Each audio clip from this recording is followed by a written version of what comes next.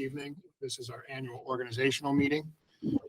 During the organizational meeting, we elect our board officers. We also officially start the term of our new board members, and we also approve several required things by the New York State Education Department and in some cases the U.S. Department of Education. So I want to welcome all of the board members here. I particularly want to welcome Mr. Temple to the Board of Education. I also want to extend my third day welcome to Jennifer, who is our new Director of Business and Finance. And we have a lot of new faces here, including some that will be appointed this evening. Welcome back to Emily, serving on the board. So at this time, we'll take attendance. Mr. Buno is here. Mr. Dunn is in attendance. Ms. Kennedy is arriving. Mr. Mann is in attendance. Ms. O'Brien is here. Ms. Komersky will be absent, and Ms. Steinbeck is here. Ms. Taylor will be absent, and Mr. Temple is in attendance. So thank you, board members, for being here. At this time, we'd like to ask everyone to rise for the Pledge of Allegiance. Pledge allegiance to the flag of the United States of America and to the republic for which it stands, one nation, under God, indivisible, with liberty and justice for all.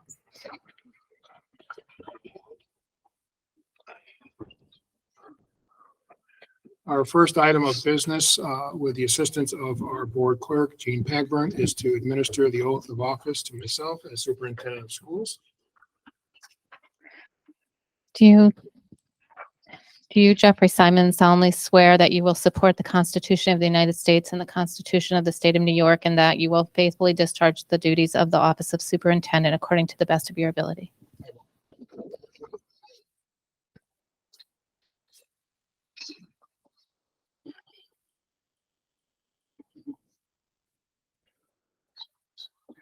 Thank you. Thank you.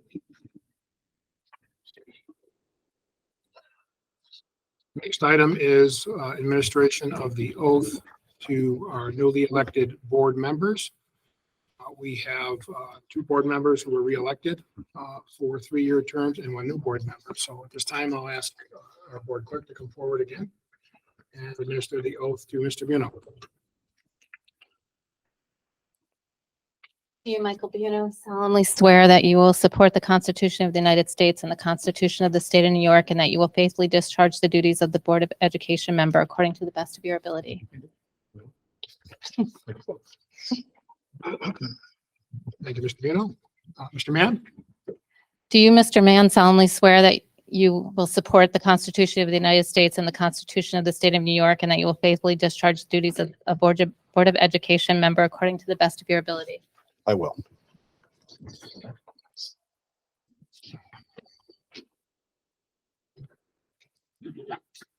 Wrong spot. We'll switch it. Mr. Temple? We'll switch it. Do you, Jesse Temple, solemnly affirm that you will support the Constitution of the United States and the Constitution of the State of New York, and that you will faithfully discharge the duties of a Board of Education member according to the best of your ability? I will. Congratulations, Jesse.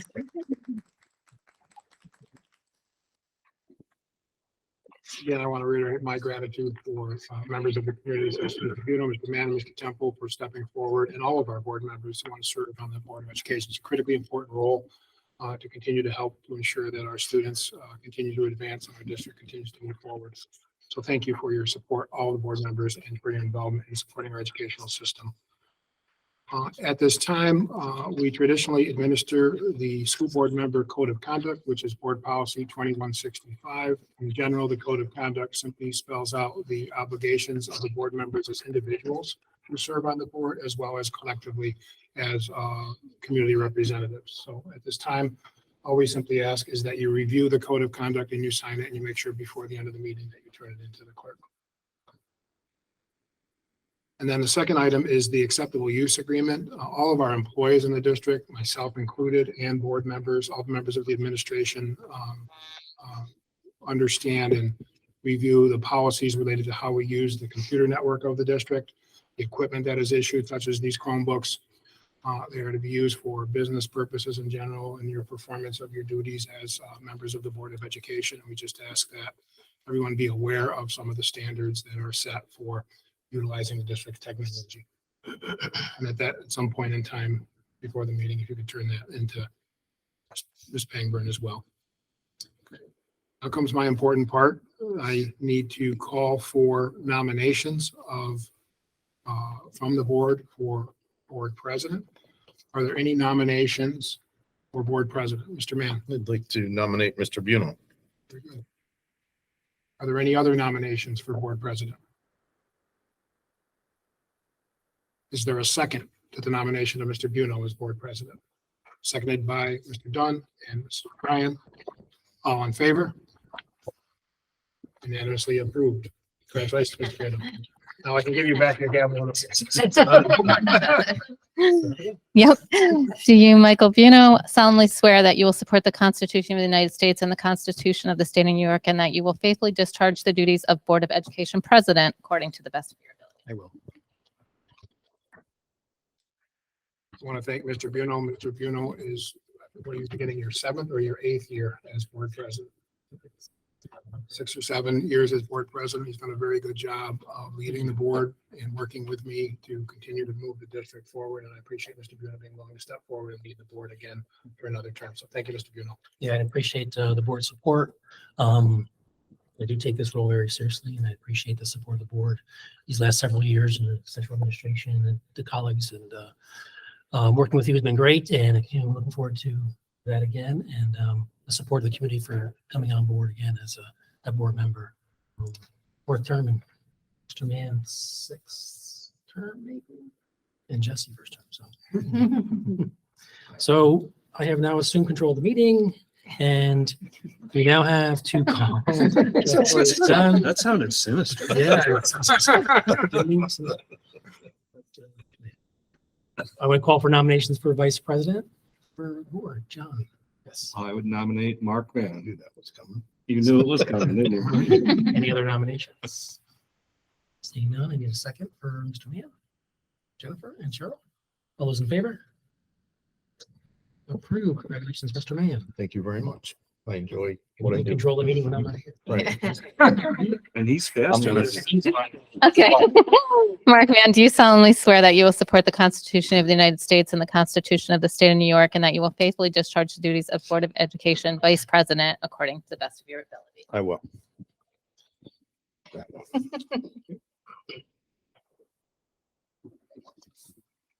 That too. You can. Yeah, it's the 12th. Thank you. Nothing to wax. You want me to sign another one? Nope, you're all done. Next, we have call for nominations for assistant clerk. Any nominations for assistant clerk? We nominate Cheryl if no one else is interested in their nominations. She's agreed to. Second. Second. Okay. All those in favor? All right. Congratulations, assistant clerk.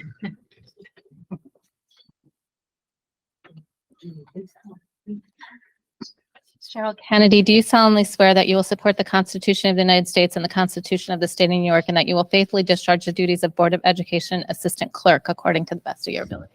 I will. Thank you, Cheryl, for serving again.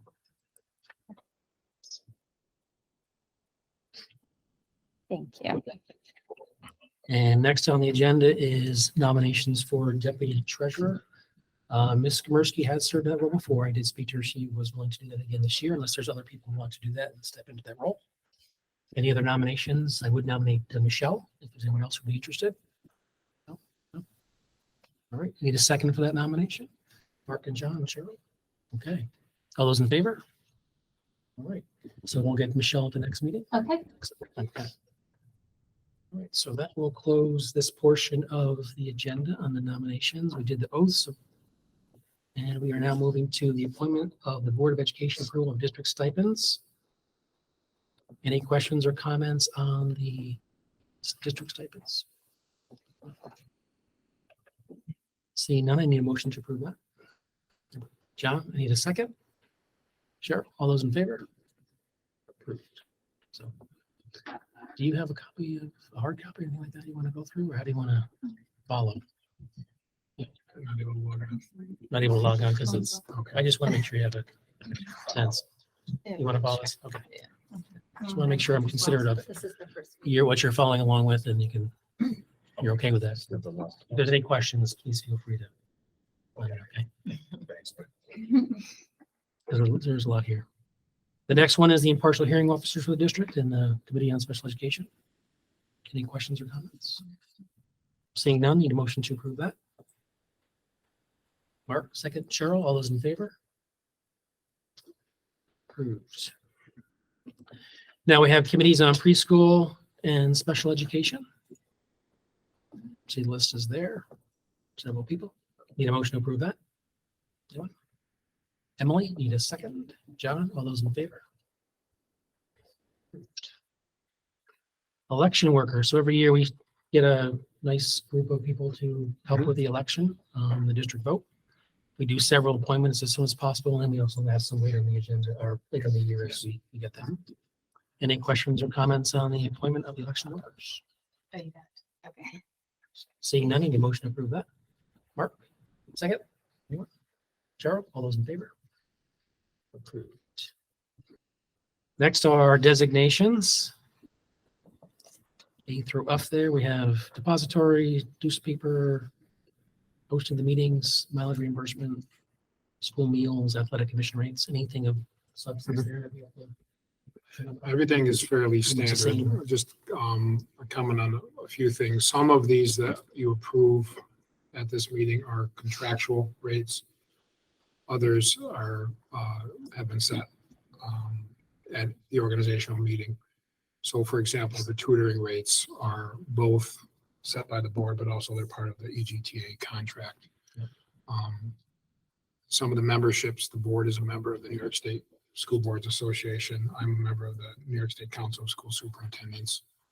And then some of the other functions here are managed by the business office in accordance with your policies related to cash management. Any questions on the designations? Seeing none, need a motion to approve designations. Jennifer, second. John, all those in favor? Gonna move fast. Authorizations. They have quite a few authorizations for payments and things like that related to rates A through O there. Give me a second to scan through that. Any questions or comments? Seeing none, need a motion to approve the authorizations. John, second. Anyone? Cheryl, all those in favor? Approved. Policy manual, readoption of policy manual, and Mr. Simons, anything to say? We have an electronic policy manual. It's available through Board Docs. Any member of the community can go on our website and access under the Board of Education area to take a look at any of our policies. And we do have a board policy committee, and we're working with the New York State School Boards Association to engage in a cycle of review of our current policies. And our school attorneys. Big help with those. Yes. Excellent. Any questions or comments on the readoption, I should say, of the policy? Seeing none, any motion to approve that? Anyone? Jesse? Second? Mark, all those in favor? Approved. Review of district policies. These are standard policies that we have to review on an annual basis. Any questions or comments? Jennifer, anything there? No? Questions or comments for Jen or Jeff on the policies? Is this the parental and family engagement? Was there any changes or? There has not been any changes this year. The policy is directed by Title I regulations, which is the Federal U.S. Department of Education. Title I regulations require you to have a parental engagement policy, but there's been no revisions as of this point to the policy based on last year. Okay, so this is just an annual Yes. thing, okay. Is it something you would like to maybe put on the schedule of review? Perhaps? No, I'll let Okay, you know, just- but That's good. Well, thank you. Just to piggyback what we had talked about, even though we have this policy, I would like in the school year, because it was 2018, is have an active conversation about the families and some of the engagement stuff that we had talked about in March. So Yes. Yeah. being that it is a little dated. Okay, Very good. Thank you. All right. Any other questions regarding the policies? Seeing none, I need a motion to approve those. Emily, second. Jennifer, all those in favor? Approved. Medicaid Compliance Program 2023 edition. So just that schools are required to have a Medicaid compliance program. We are reimbursed through the Medicaid program for certain special education services. Our Medicaid compliance officer is Dr. Hennick, who's here, who is our new director of PPS. And annually, the board is required to receive a brief training on Medicaid compliance. We'll come up later in the year. Yeah. Standard annual policy requirement. Any other questions on the policies for Medicaid compliance program, I should say? Seeing none, need a motion to approve. Emily, and a second. Anyone? John, all those in favor? Approved. Now we have procedures for post-issuance compliance with federal tax law. It's a mouthful. Anything? It's a good opportunity for Ms. Mulligan to explain. Absolutely. Anytime a municipal entity issues debt, there are certain compliance areas that they need to abide by in order to maintain for the debt issuers to be able to remain in a tax exempt status. So this is a regular policy. 7 pages worth. Yes. Okay, any questions for Jennifer or for the policy? All right, seeing none, need a motion to approve that. Mark, need a second? Anyone? John, all those in favor? Interscholastic athletic rates, any changes or really here, pretty standard? We went up the ambulance fee a little bit, right? But nothing else is changing. Questions or comments on those rates? Yeah, are these rates for all games played throughout the district or only certain levels? They're for all games where those individuals are assigned. The athletic director typically makes the assignment for those games. Typically a varsity football game would have a lot more people working at it than like a modified field hockey game. But there are certain roles that are needed for supervision and game management and those kinds of things. But they vary by the sport and they also vary by the number of people that typically attend those events. So like one of them is like a ticket seller. Is that for like game day? Like someone who sits? Yeah, there's a small ticket booth outside Columbia High School's stadium as you walk in, and typically there's someone there. Well, we didn't have the booth. There was a table set up, but the booth has been rebuilt. There's a ticket seller that sells tickets to get into the game. Are these any members of the community or are they district employees? A number of them are district employees. Most of them are district employees, but they are open to other people. If there's a need to fill those positions, people are, no different than any other job. People would have to be hired to do those things. So Through the are athletic they, department. so they're offered to district employees first, and then if we don't have enough, do we do a call for volunteers, or technically they're paid positions? So Typically, the same people have been doing it for a while that are district employees. So they Legacy. like doing it. But if there is a need, then, we do reach Event out size. to hire people. Hey. Hire people to do it. And it comes through it comes through the athletic department. So it depends on the situation. I can't tell you Event exactly size. how many people we currently have for this year, but in my experience the last few years, they all are either district employees of some nature, coaches, or There's there's teachers, teachers, monitors, there's the security senior guys. monitors, security people. Yeah, Yeah. they all. Familiar with they're district, all too. knowing the kids. I don't see on here, I see police, but normally at the football games, we have additional staff that access security for football, for basketball. I know for some, but I don't see that Yeah, those listed here. those have been typically handled separately in the event that they're needed for that, like a safety supervisor. That's what you're referring to. No, so like the football games, they always have people that are in the stands, are, they were security is what they were called. And I don't see that listed here this year. like basketball games, they had them, the football games, they had them. The soccer games, they had them. So there were additional people that were, the police were there as the police, but then we had, Right. there was employees, especially at the football games, that were security. And I don't see that. I'll have to as an talk to issue. Mr. Jones about it. I just don't want to see that go away, that function. There's been no discussion of eliminating people that are working at these games. It just, I don't know if they've always, these are the same positions that have always been on the reorganization agenda. So I'll have to talk to Mr. Jones. Yeah. And I don't think we've had any. Because I plans know to they do get a so. rate as Right. well, and I just don't see that here, nor do I see that. Like I said, Yeah, I don't think want it's to. important we have a comprehensive list of, Yeah, and I just don't want to see everyone those we pay. positions go away, because they are needed. So I just want to make sure we're not missing out on I don't, those. there's no intent. I just have to check it with Mr. No, Jones, yeah, 'cause no. I don't know that he was, these are rates that have always been, positions that have always been brought forward at the organizational meeting. There's nothing different Yeah, here. but those positions were always there. I mean, Yes, and there was a rate that they got paid and Right. stuff like they're that. still, So, they're still planning to have them. I just don't know the. yeah, if we could just follow up with Brian to Sure. find out where they are Yep. and what their We'll do. rates are, that would. and also, do we pay the police the Yeah. set amount or do we pay each? We pay the police Person that's officers that there. rate, each Okay. police officer for that rate, for those hours, And then 200 the hours an hour.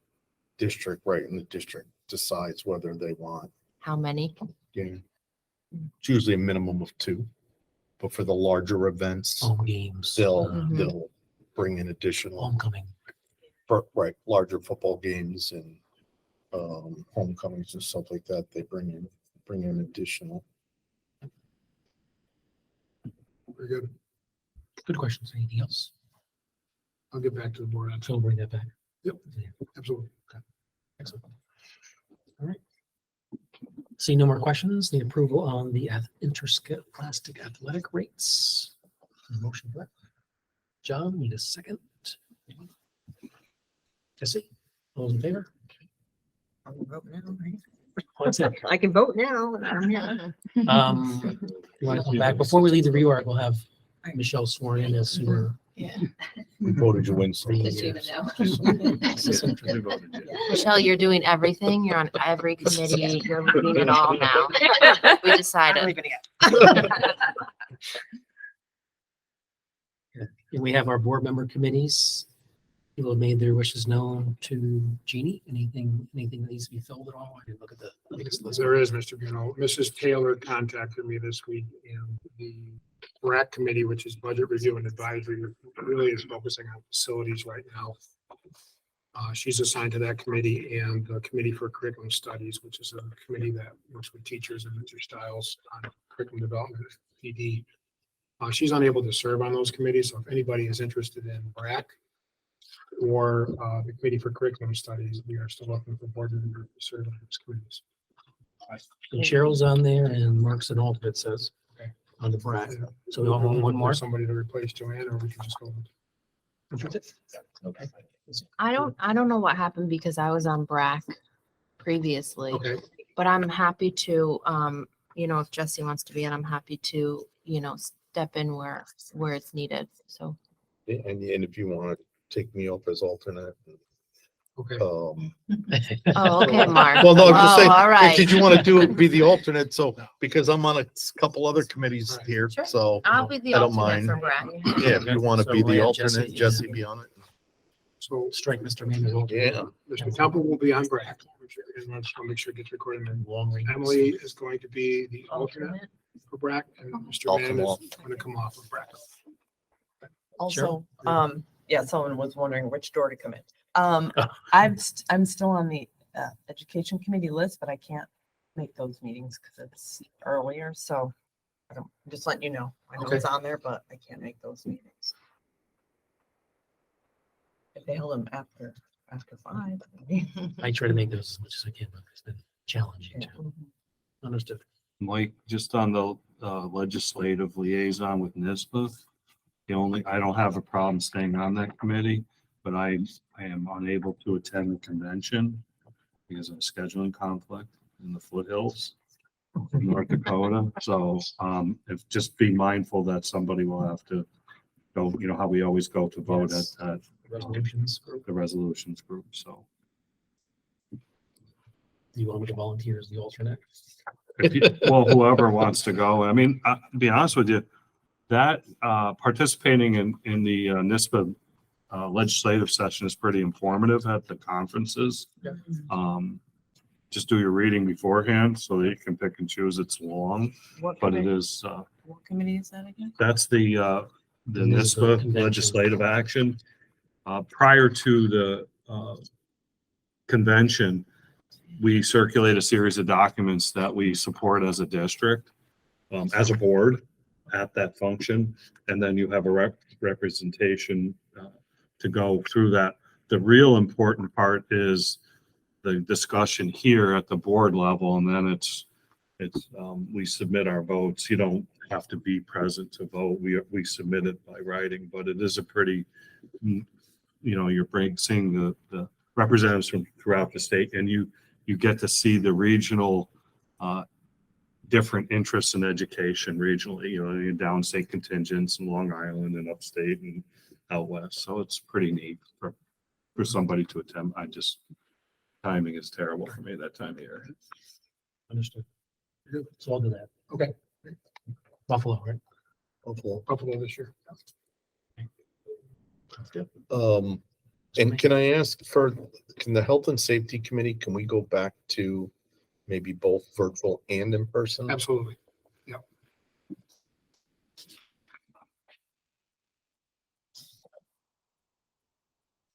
Any other comments? Everyone's free.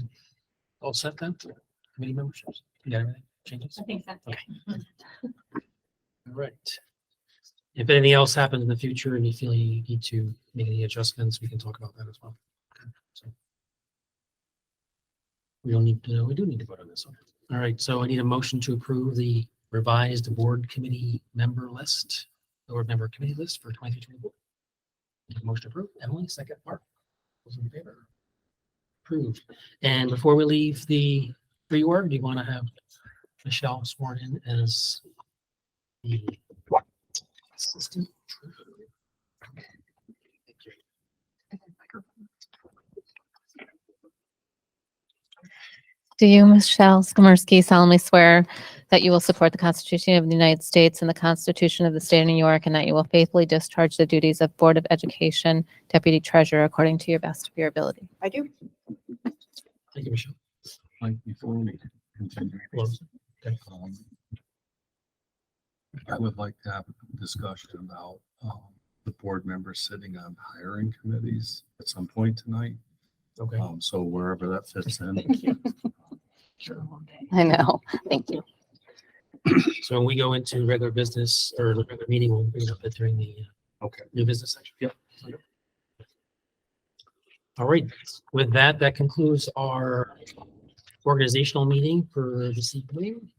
Need a motion to adjourn this meeting to move into our other meeting. Emily, second, Michelle, all those in favor? That meeting is adjourned and we will go to our next meeting. Just need to get out.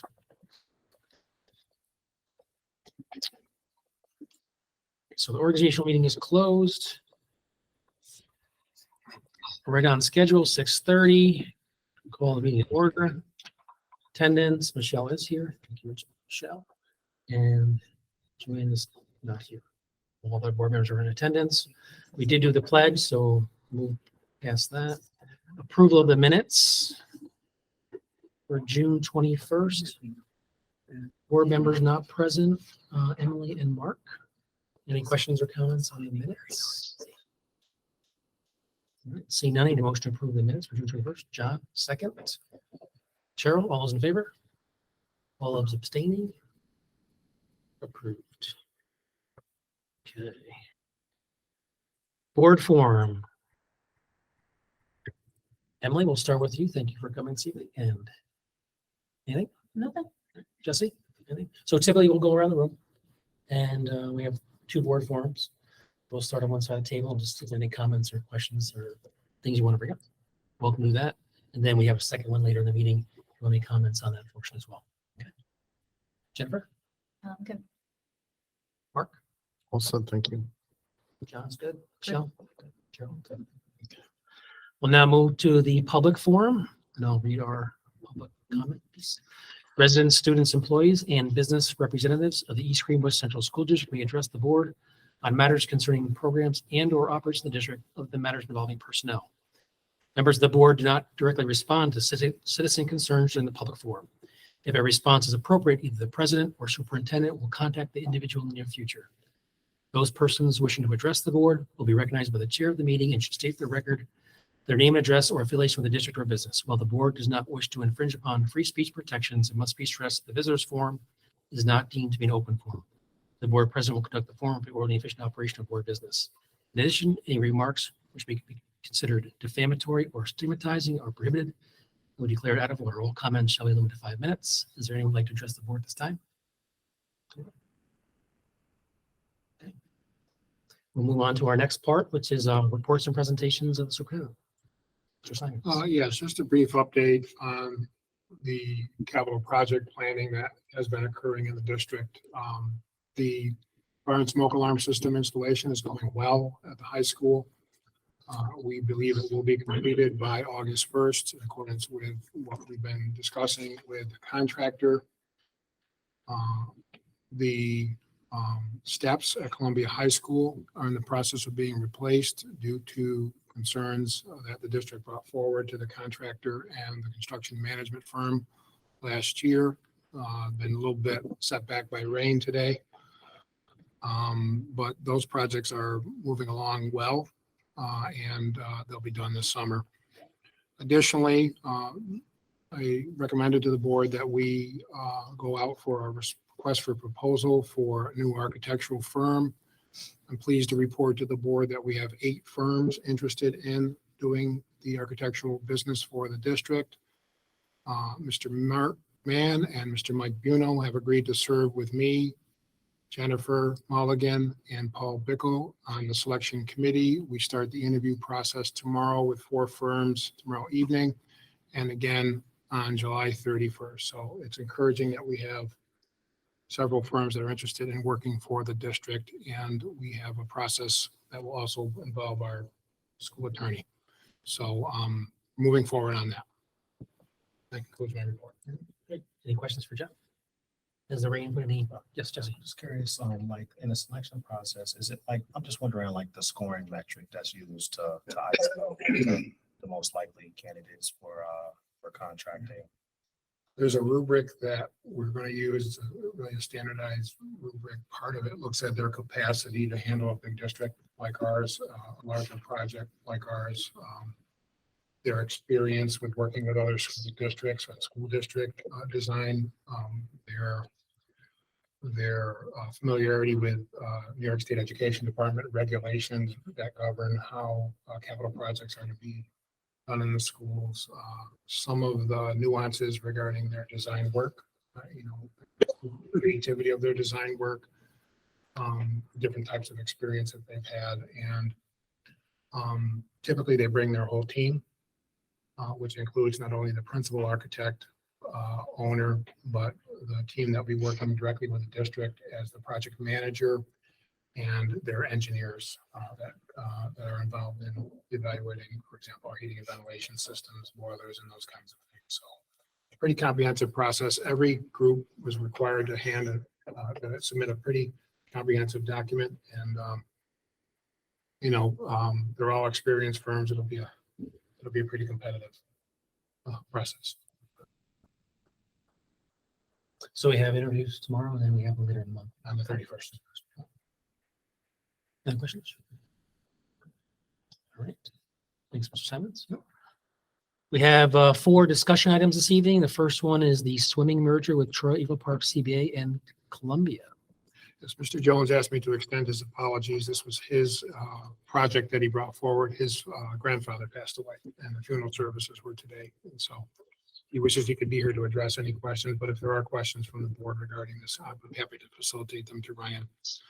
Prior to the budget, really in the late fall, Mr. Jones had been working with some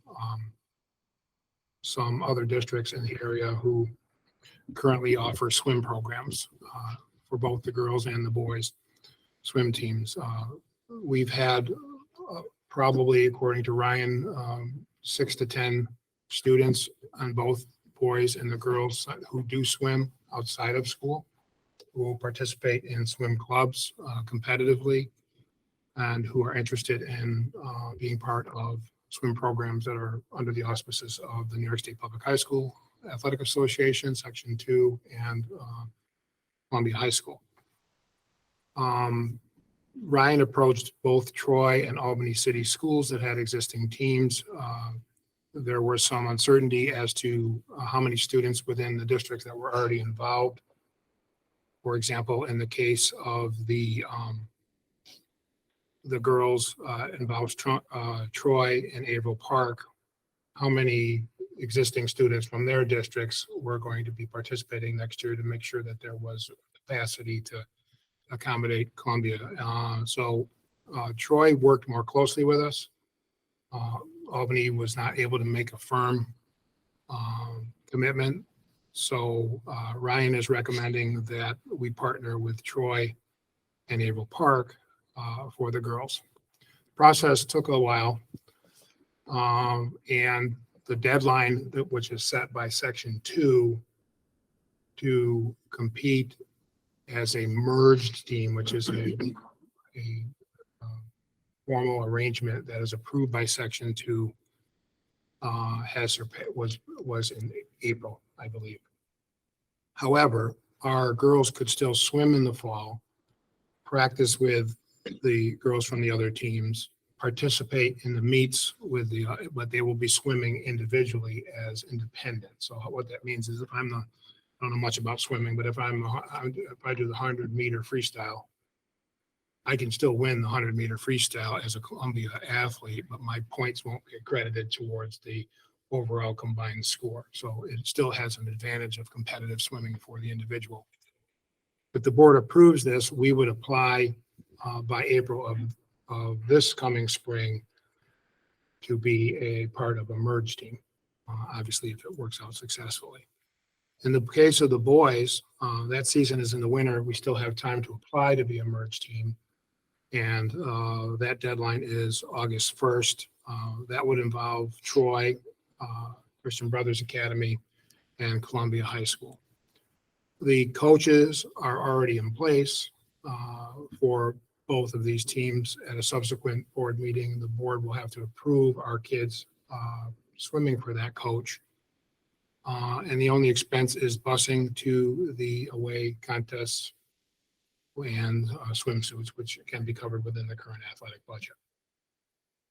So our kids would be bused separately than Troy kids, Averill Park kids, CBA kids. Everybody takes their own I buses. think it depends on the location. So for example, if it's at Troy, which would be our home Right. pool, we would bus our kids to To Troy. Troy.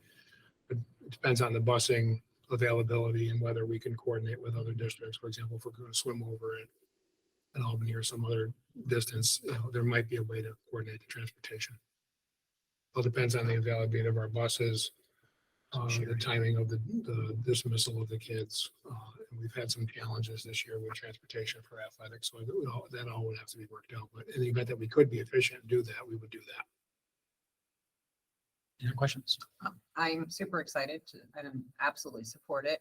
I do want to make sure that, some of the history that we have, that the coaching techniques, recognition, so forth, are fully vetted to make sure that we're all on the same Yeah. page. There's different school districts that have different coaching styles. Right. And I don't want to put our students at risk for a coaching style that we may not be supportive of. I think there've been some candid conversations among the athletic directors about how they go about addressing coaching for a combined team. For example, we have a combined hockey team. We participate with, I think, 4 other districts in the Capital District Jets hockey program, which has been very, very successful for our kids. The athletic directors have to communicate and collaborate and make sure that if there is an issue that arises between a coach and the team that, involves one of our players, we're involved with that. Right. When that happens, There should be some baseline, Yes. expectations. And if we can do that, that would be great. Just to make sure that we're not putting our kids at risk of, having something that we really don't want them to be involved in. So. Totally agree. Do we know if the boys, who's the coach? Are the coaches employed by Troy or They would employed be by? employed by Troy. Okay. I agree. I'm totally supportive as a parent of a former swimmer. The Y program is super strong around here. To other clubs, they draw so many kids, and this opportunity hasn't existed for a while. And I think to have this opportunity as a merge sport with other schools, even as an independent, would be beneficial for our kids. And Yeah, I mean, I'd Grow love the to look at program. other opportunities like that. You know, the Mhm. hockey has been fairly successful in this too. It's great to give our students the opportunities that may not have here at Columbia. Yeah, I think that's a great way to look at it. We had this success with the hockey because we had the same concerns initially. Yep. And as, mergers and budget situations present not only us, but everyone else, we bring schools together to create opportunity, I think is a good thing. we do have the merger agreements on the agenda. Yes. And are the swimsuits available for the girls starting in the fall? They will be. Excellent. Not a lot of equipment involved, No. but those are pricey suits. All right. Thank you for the support. I think it's a good opportunity for our student athletes. Agree. Absolutely. Next is the phone internet upgrade. This is beyond my technical knowledge, so I'm going So- to defer this to Mr. Goodwin, our Goodwin. Director of Technology. Thank you, Mr. Simons. So our phone lines use what's called a trunk line that comes into Columbia High School. Those trunk lines are copper, so they're old school. They're at least 20 years old that I know of. And they're problematic. From time to time, we will have problems with disconnection between the phone company's central office and the district. We have to scramble to try to bring the lines back up. There are 2 trunk lines that come in. We have an opportunity here during the summer. It's kind of upgrade that you make during the summer. You don't want to do it during the school year. And we would upgrade to digital service. Been able to work it out in such a way where there would be 0 construction necessary.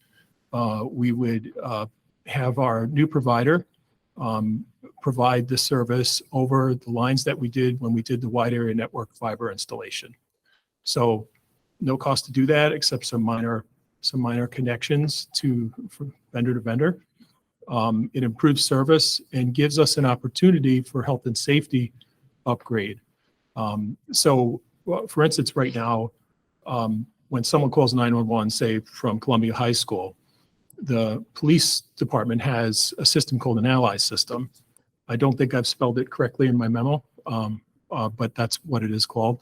And then they'll see, Columbia High School, and they'll see, maybe the C Wing or North Tower or something like that. So we have an opportunity here where we could get more specific on that first notification of where the emergency is. What we also do right now, just so you know, is we send a secondary notification out via text message using Informacast. So that's our standard procedure. And we would continue to do that too, to a pre-designated list of recipients, which include the police department.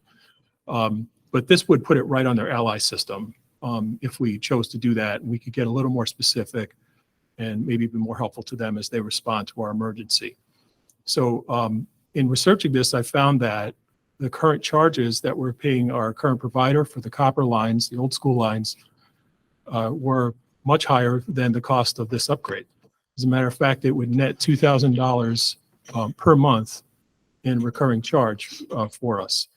And that would vary depending upon how much of an upgrade we did with the 911 and reconstituting our fax lines as well. But that's a tremendous savings over the course of a year for improved service and digital quality. So I'm going to recommend that, we do that upgrade and try to get it done this summer.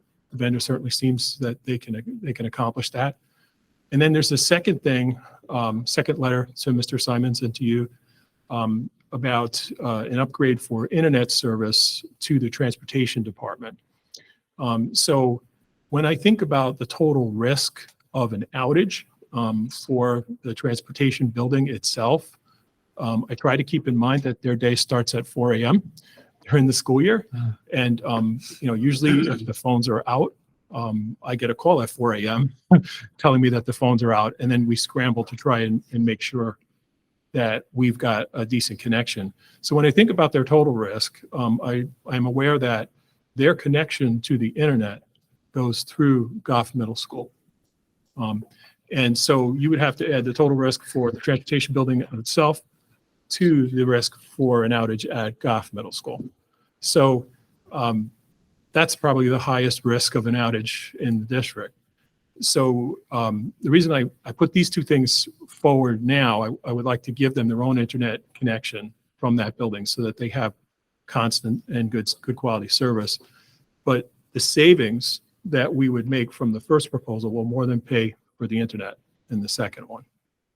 So that's why they came out at the same time. Any questions on that? Thank you for looking into this, Peter. Yeah. Appreciate it. I think it's a excellent idea. Net zero pretty much sounds like, and well worth the investment. You think you get these done in the summer? Yes. Excellent. Good. Thanks, Peter. Any other questions? Appreciate the work on that. All right. Let's go back up. So now we have our district-wide safety plan.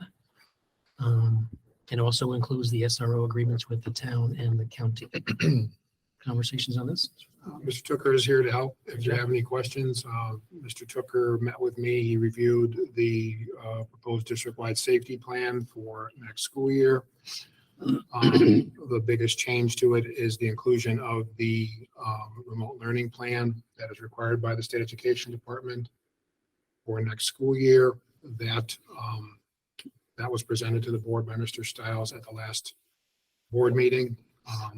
Most of it is similar to what was approved for the last school year. Mr. Tooker, any comments about the plan itself that's different? It's tabled until the meeting on August 23rd. Mr. Adams will post it tomorrow morning. It's a 30-day comment period before you can make final approval. So anybody from the community, anybody within the district who wants to review the safety plan and offer comments for suggestions for revisions, they can do so in that 30-day period.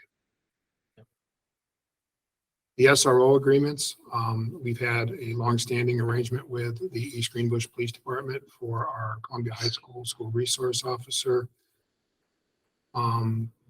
The town asked if we would consider a 2-year agreement. So this is a little bit different. It's a 2-year agreement. The only difference in the terms, and I did advise the board of this last year, Dr. Conway, the town supervisor, and I worked out an agreement last year that we would move from 50% sharing of the cost to 75%. Last year, this agreement is 100% of the cost. So the school district is paying 100% of the cost of the salaries and benefits associated with the SRO. I think it's well worth it. It's pretty consistent with what the county sheriff's department charges us. And we've had a good relationship and a good service from the SRO. What is the reason for a 2-year opposed to? I think just to give some consistency for the town in terms of not having to redo it every year. And I think they're in a little bit of a transition. And so that's what the chief asked if we would do, and we had no objections to it. Is there a clause in it that if we're not? You have a 30-day, satisfied, yes, like say something comes up. yes, there's a with an 30-day, there's a 30-day notification period if we choose to terminate, if either party chooses to terminate the contract. So it's not as though we're bound for 2 years. So what is the effective date of this one? Would be from when you sign it? Or is it the beginning of the school year? This one says, the It would agreement be says of July effective. 12th, It would be effective if you approve it tonight. It'd be effective tomorrow. for 2-year period. For 2 years. The terms in here, yeah. Final, shall terminate the final day of the 25-26 academic school year, so June 30th. But there's a 30-day written notice. Right. My only concern is doing the 2 years, they're going to go through an election process in the town, you know, Right. for, Probably why he Does wants that a help 2 year. us? well, You have to lock no, it I in, mean, Jack is, running again Sure. or town supervisor, so. I guess I just don't understand why they want 2 years and not what are we doing with the sheriff? 3? The sheriff's was- contract, I think Isn't up the though, sheriff's right? is not up. It already was a 3-year Right. contract, so I think it's in its 3rd year. Are they trying to mirror it closer to what they have, what we have for Windsor County then? By doing the 2? I think that's part of it, but I do think, just the consistency of having it in place with the, I think to settle the fact that they're going to have a resource officer funded by the district 100% for next year and 2 years may have a benefit to the town in terms of not only the election, but in terms of some of their contractual obligations to the police department. I Some mean, planning and transition. Right. well, manpower. Stability It's for about- manpower. it's about manpower Right. And planning.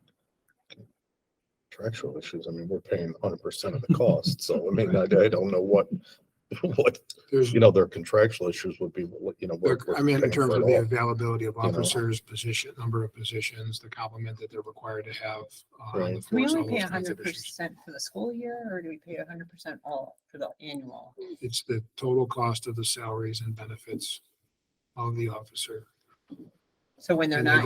they go back occasionally on duty patrol and they do in the Yeah, I summer. was gonna say in the summer. what If if we want them have in the summer, we pay too? more. And it was never like that. It was that the contract included, if you paid 100% of the salary for the SRO, it included summer school.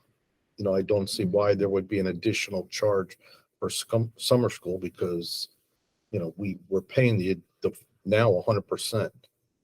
I've had that conversation with the town about the availability of the SROs over the summer. I haven't really gotten any indication that they were willing to provide anything but police officer presence around the schools where we have summer school.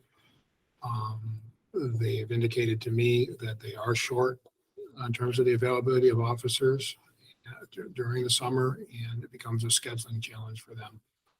I certainly can have that conversation again, and in the event that they want to provide summer coverage, we can amend the agreement. But I've had that discussion multiple times about the fact that we have a lot of kids in our schools in the summer, and we would like to have the SROs available, and their position has been they're not available.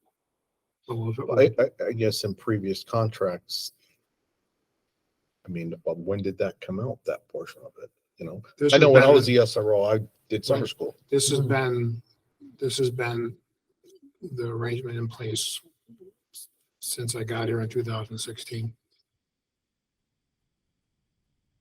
Is it the same with the county agreement? Yes, Here? yes. But we only hold summer school in one school, so I mean, we would only be looking for coverage in, Right. one school. And just, we're paying 100% of a salary, That's a we good should be point. able to, have the Come on. individual. 100% Yeah, so we're officer. paying 100% of the annual salary? That's what Yeah. I was gonna ask. So what we pay is what they would earn in a calendar year if they were at. It's a funded position. Yeah, Yeah, What so it- it's- what it it's comes a- down. I agree with the It's a 100%. calendar, yeah. I don't We disagree have with the to do 100%. that. I'm fine with that, but then I we just should didn't know have we did some not leeway have, We should have their availability. for the I didn't summer. know we For the didn't have summer, summer school yeah. coverage. Even if Like it's I just, said, I used to do connecting school. with events if we Yeah, have summer stuff. schools only have that. They do, Right. they do Sounds- provide officers for events. And they do provide a presence of officers at the beginning of the day and the end of the day for summer school. Gotcha. When I had the conversation, the chief indicated that the availability of officers and the scheduling was very challenging for the police department this summer, and it was going to be hard to do. No, it's challenging for all law enforcement because they are just Challenge. shorthanded. Right. Yeah, every police agency in the capital district is shorthanded. I mean, it's unfortunate, but it is.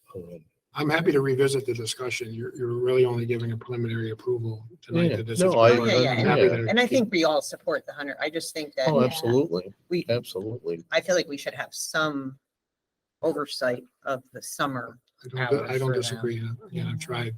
Yeah. What about the sheriff? I mean, does their contract specifically say they don't work the summer if the It sheriff? doesn't address it.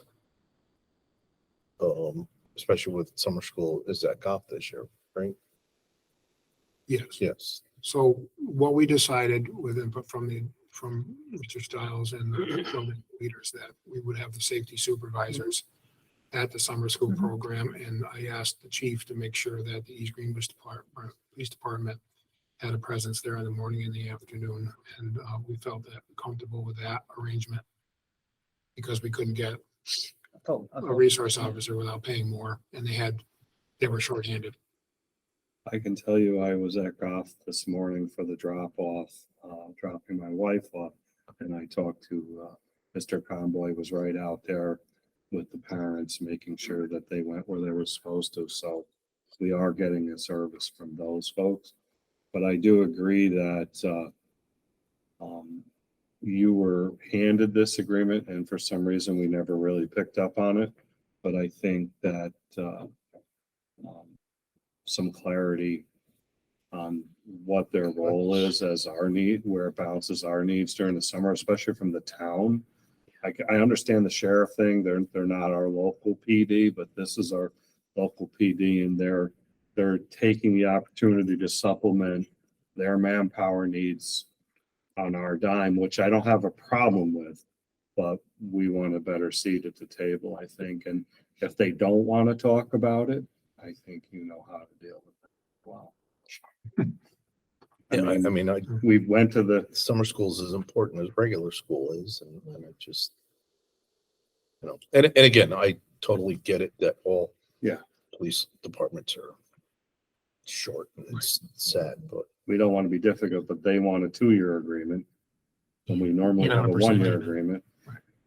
And the process got muddied up. That's why we have the sheriff in here before, because of the reluctance to deal with us and our needs. So I think. I'll have another conversation that we would prefer to Thank have you. the officer available in the summers. At least, like for the half day, Yeah. Right. Partially. Okay. Very good. Can I Yeah. also ask, not, it's on this, but not on that. I saw in there part of the contract is their education of parents and students on bullying, internet, drugs, alcohol. I'm wondering, it might be because I'm new, if there's information or more details on what they're providing. I think that I'm thinking, it sparked me in thinking about the letter that was issued towards the end of the school year, about the overdoses in the county, especially young folks.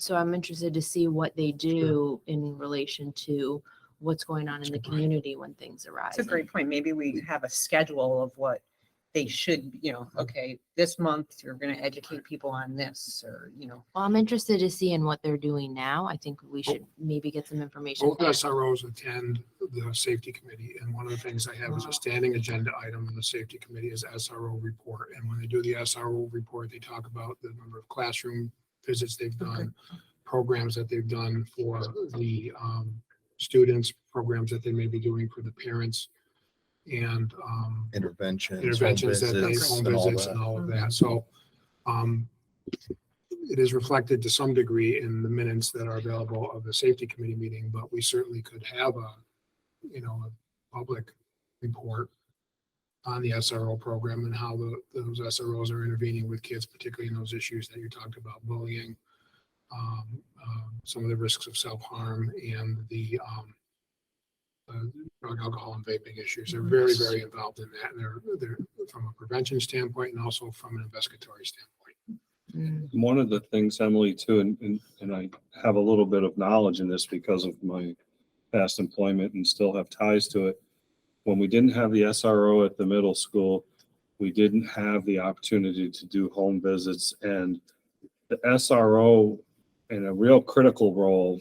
And unfortunately, they seem to be bogged down into this more because of facilitating the families in crisis, and there's more families in crisis. So when you have that, the diminished, the preventive part of the job kind of drops down. Right. I know that in speaking with them, because I take the opportunity to speak to them whenever I can, they are doing home visits. They follow their law enforcement is present for all CPS review and cases and all these things. And the biggest thing that the SRO does, and I think it brings to the district, especially at the middle school level, it's a tire of services.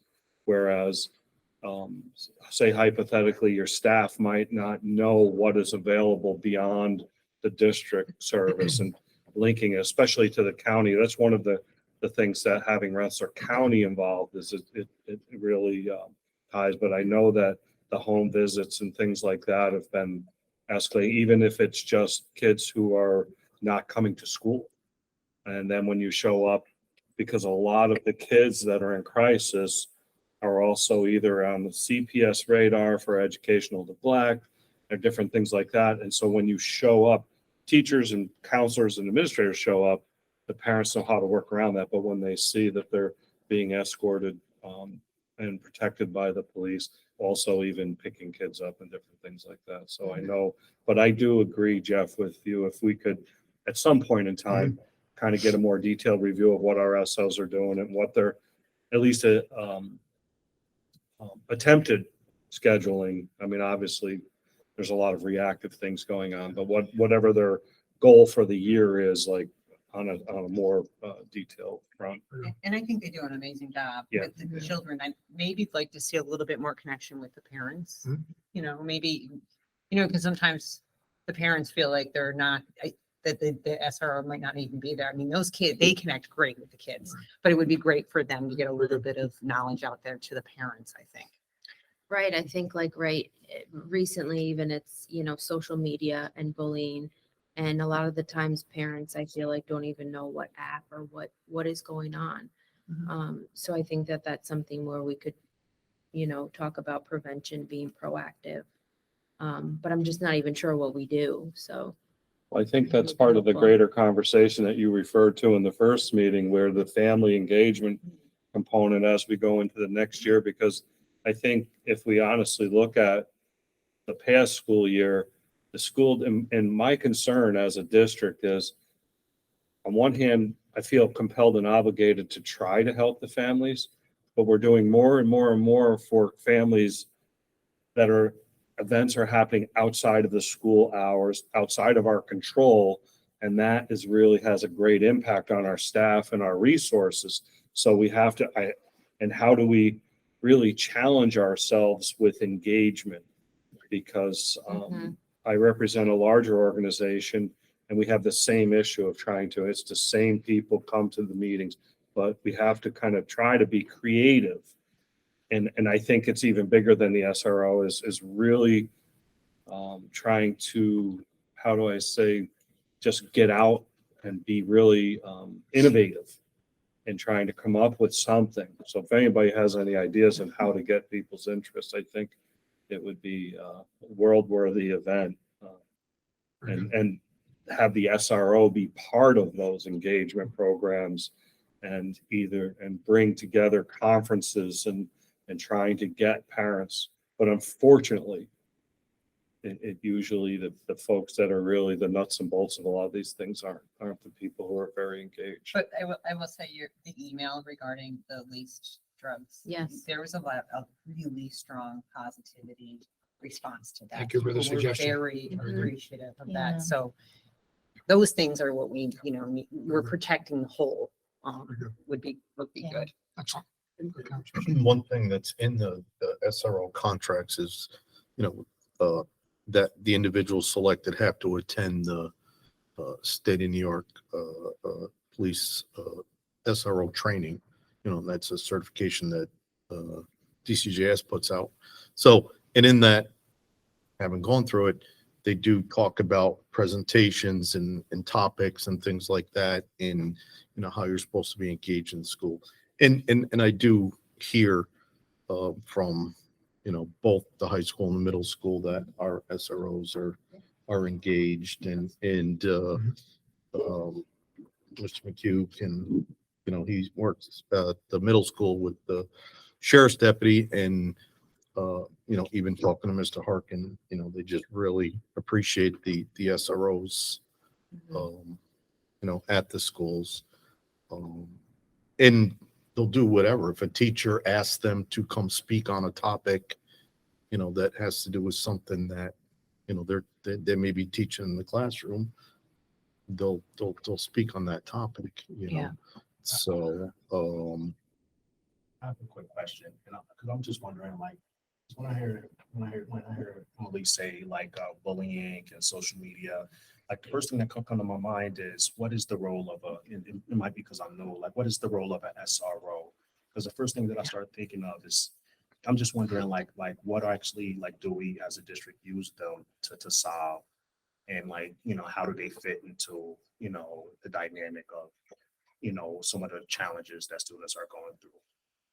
I think primarily with the example that you provided, where there's some reporting of some bullying or harassment online from student to student, they get immediately involved in working with the middle school or high school administration to investigate where the source of this post came from sometimes, because sometimes it's not clear, particularly if you're talking about a group chat or a group online discussion of some kind, who exactly initiated this, because it's been passed through hundreds and hundreds of kids before you actually know about it.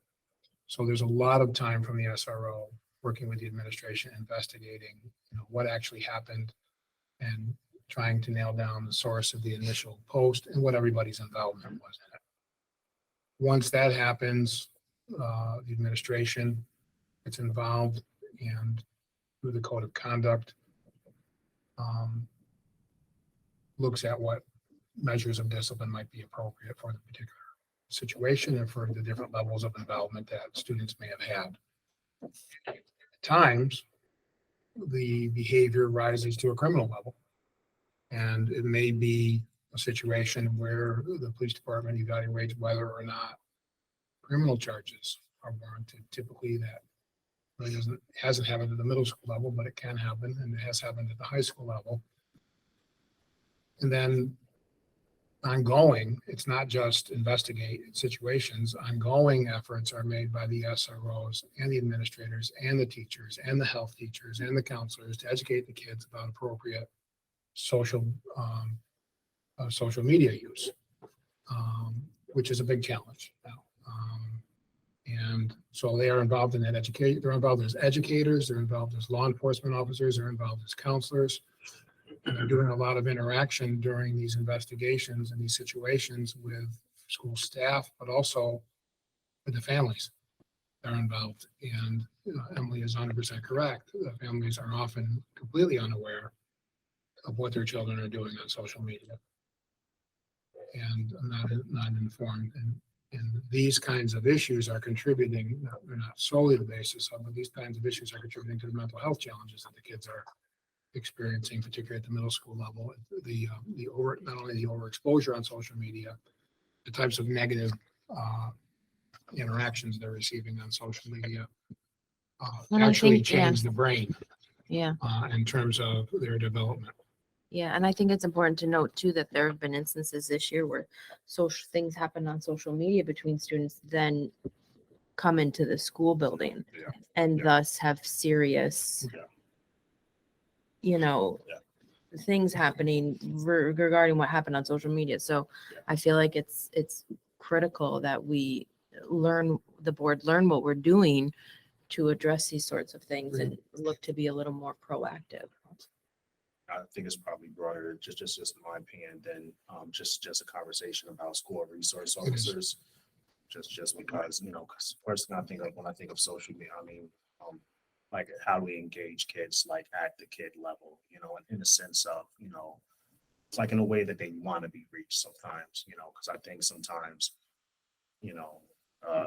like as like an administrative process can sometimes appear more punitive or outside of like the kid's sphere. And sometimes be less influential as a result. Very good. Another time, I'd like to talk a little bit about this topic again, and from the perspective that I learned some things at the Governor's Mental Health Summit. And there's some interesting presentations with some national research that was done, and I'll hold that for another meeting. But very, very good. The one last thing on SROs, and then I promise I'll be quiet. Are you guys glad I'm back? No.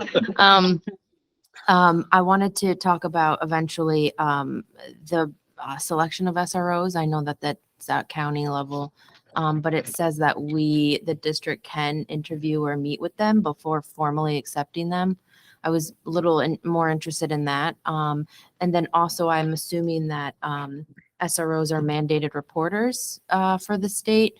So I wanted to ensure that they're taking appropriate training, especially like implicit bias and trainings around race equity and issues like that. So I'm happy to discuss that at a later time. Very good. I mean, I can vouch for, I've sat on SRO interviews as a board member here and where the agencies have brought in and Jeff and Marissa, and we've interviewed 3 or 4 from the same agency.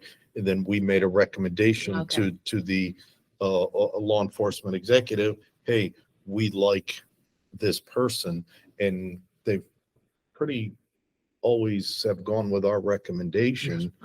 You know, they've never really challenged us, you know, on our choice. So yeah, I think it's a great idea that we're able to meet them prior to, because not every law enforcement officer can be an SRO. So I think we've been very successful with our SROs and between East Greenbush in the county. Am I a little supportive more? Yes, I am. But I think it's great. And, you know, I'm open to those conversations we had at Belltop from the parents that were looking for, you know, some input at the Safety center. at the elementary level as well. And I'd like to continue to see So- consistency among the SROs, because Yeah. I think they develop a good relationship with the middle schools and high schools. So we've been fortunate to try to have the same people coming back. I think it does make a difference. Very good.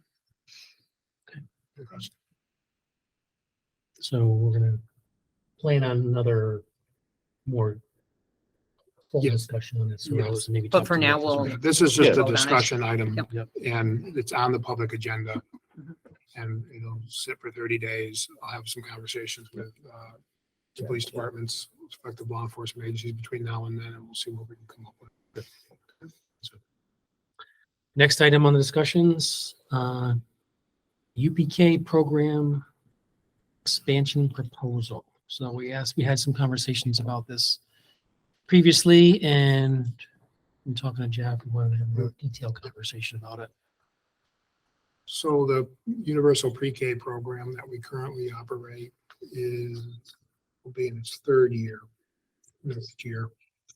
And it's been very successful, both in the arrangement that we have with Westar BOCES, with the current 3 classes that we operated for the 2022-23 school year. And the program where we fund students who are resident students of our district, 4-year-olds, through ECEC, which is the Early Childhood Education Center up in North Greenbush. We have had conversations about the funding associated with UPK.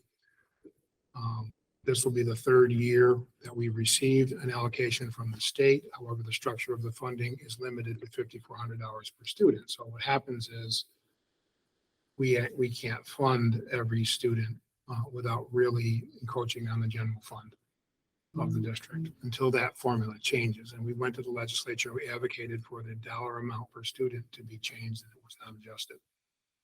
So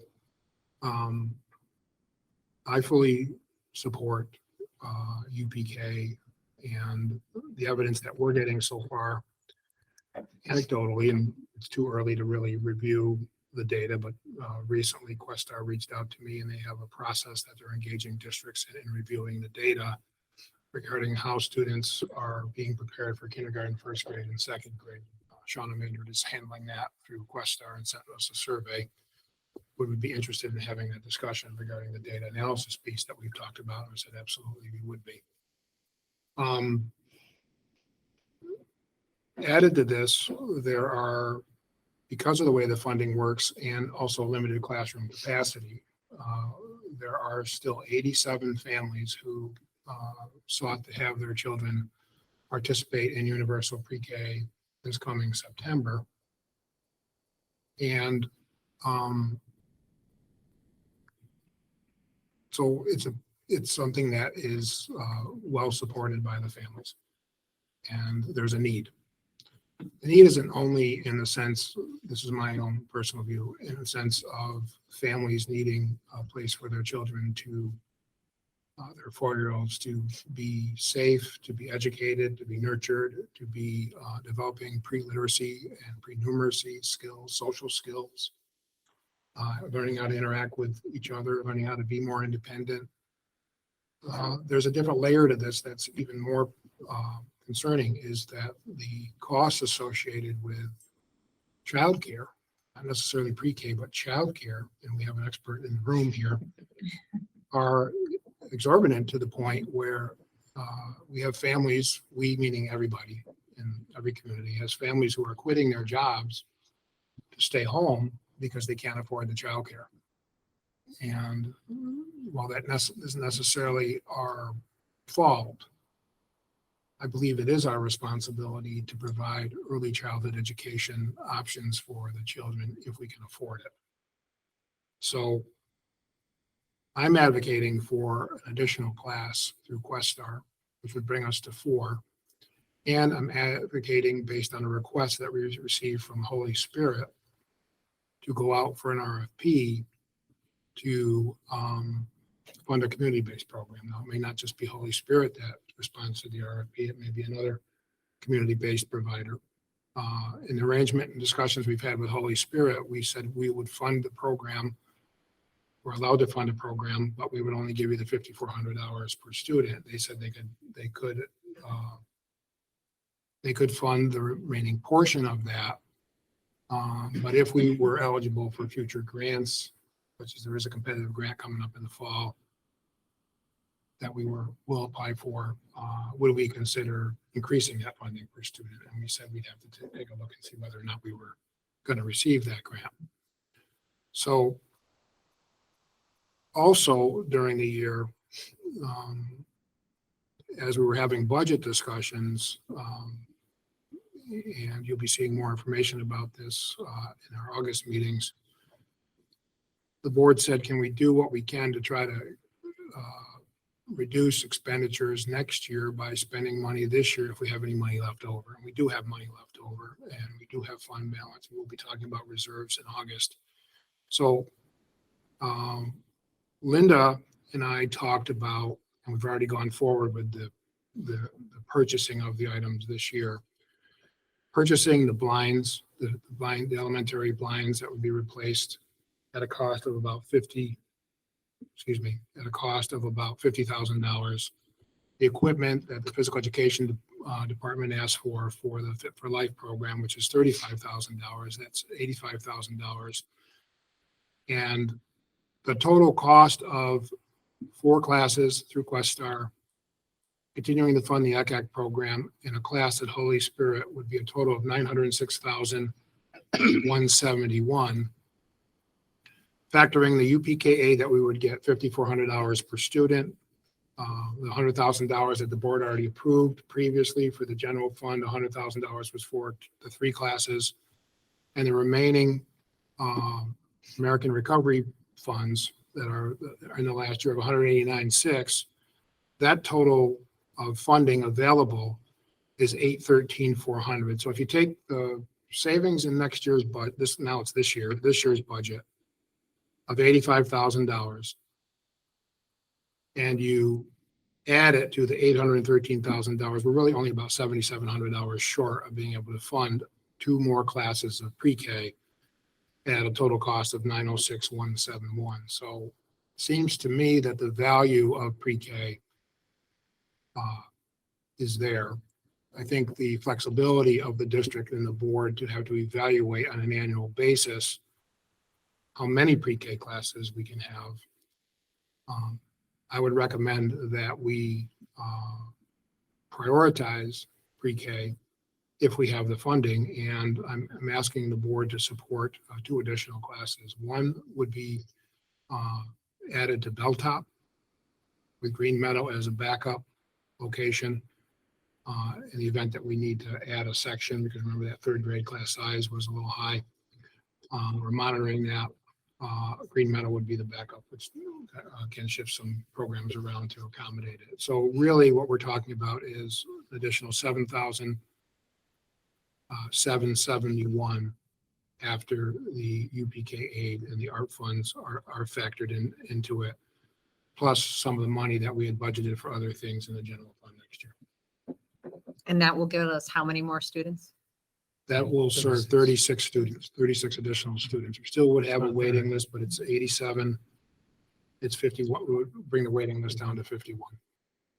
So we could fund those two classes. And then the existing structure, which you proposed here, with that small difference and still run that many classes for 23, 24. And we wouldn't open it back up. We would only take the people from the waiting list and then do a, Yeah, I believe the list, and Lottery. Jean is, Yeah. I believe the list is kind of rank ordered. Is it Yeah, not? it's already. Oh, it's already We ranked. did all the numbers. okay, good. Okay.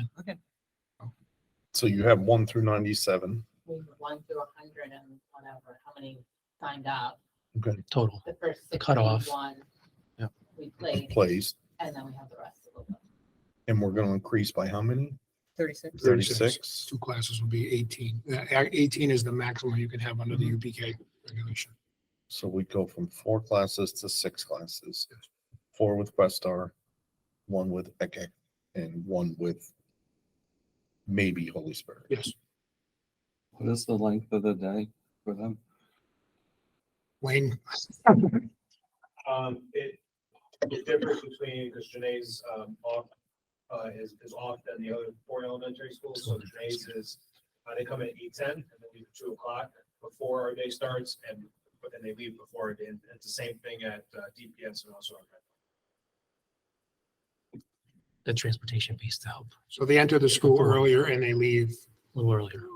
later, so Does it impact transportation for our- impact the The bus, parking and bus. because it's self-provided transportation. I think the day at ECAC or that day's longer. Oh, it's shorter. Okay, yeah. They give instruction during mealtime. Oh, okay. Wow. I believe the other 2 remaining programs from this year start at 9:15. I think is when they parents start to drop off their. Yes. It's roughly 5.5, 6 hours. I think you're required to have a 5.5 hour day. Instructional day. It's all mandated. And Holy Spirit would be in that time frame as well. They'd have to follow the same mandates, and we're responsible for reviewing their program and make sure that's in accordance with all the UPK requirements, including the curriculum, the time schedule, the staffing. We have to, ensure that they comply.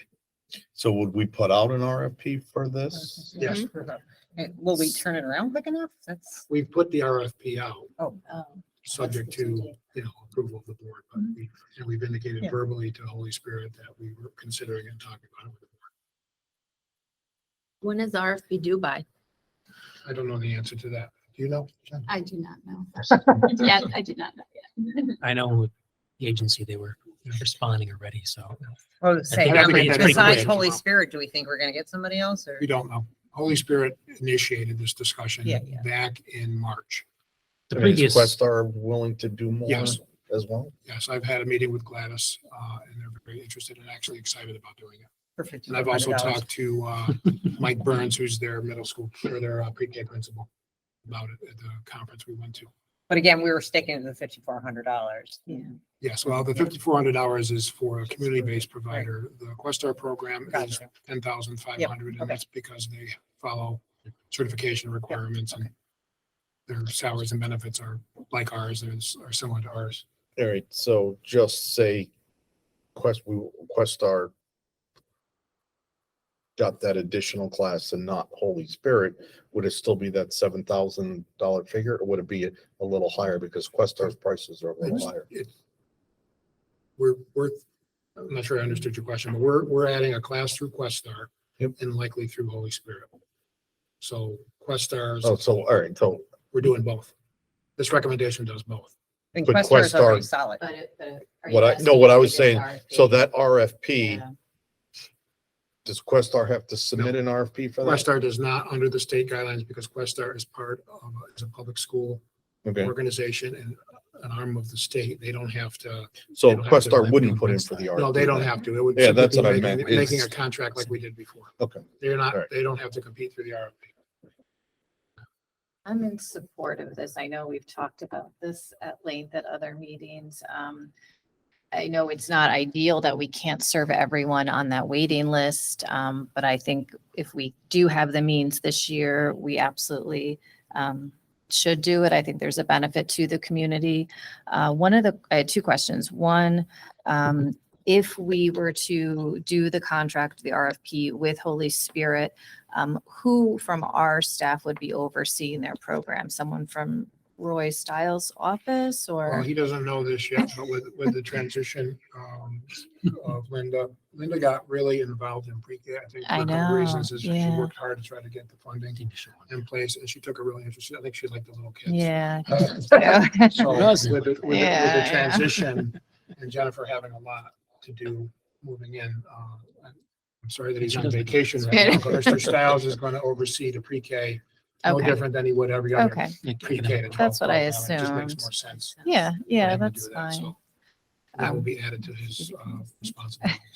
And I'm sure he would be very interested in it. because Yeah, he's if gonna that's be what he's working with doing Questar internally on anyways, yeah. an analysis of our Renaissance Star data that you've seen. Okay, in yeah, kindergarten, first grade, second grade, and how the kids are doing that had a formal pre-K program, and is there any difference in growth, mhm. from students that had a pre-K experience versus those that did not. So Mr. Stiles will oversee it. Okay. And then the other question I had, because I know we talked about this as well, the concern with the length of the day. The program's great, but it is problematic for working parents if these young kids get out at 2 or 2:30.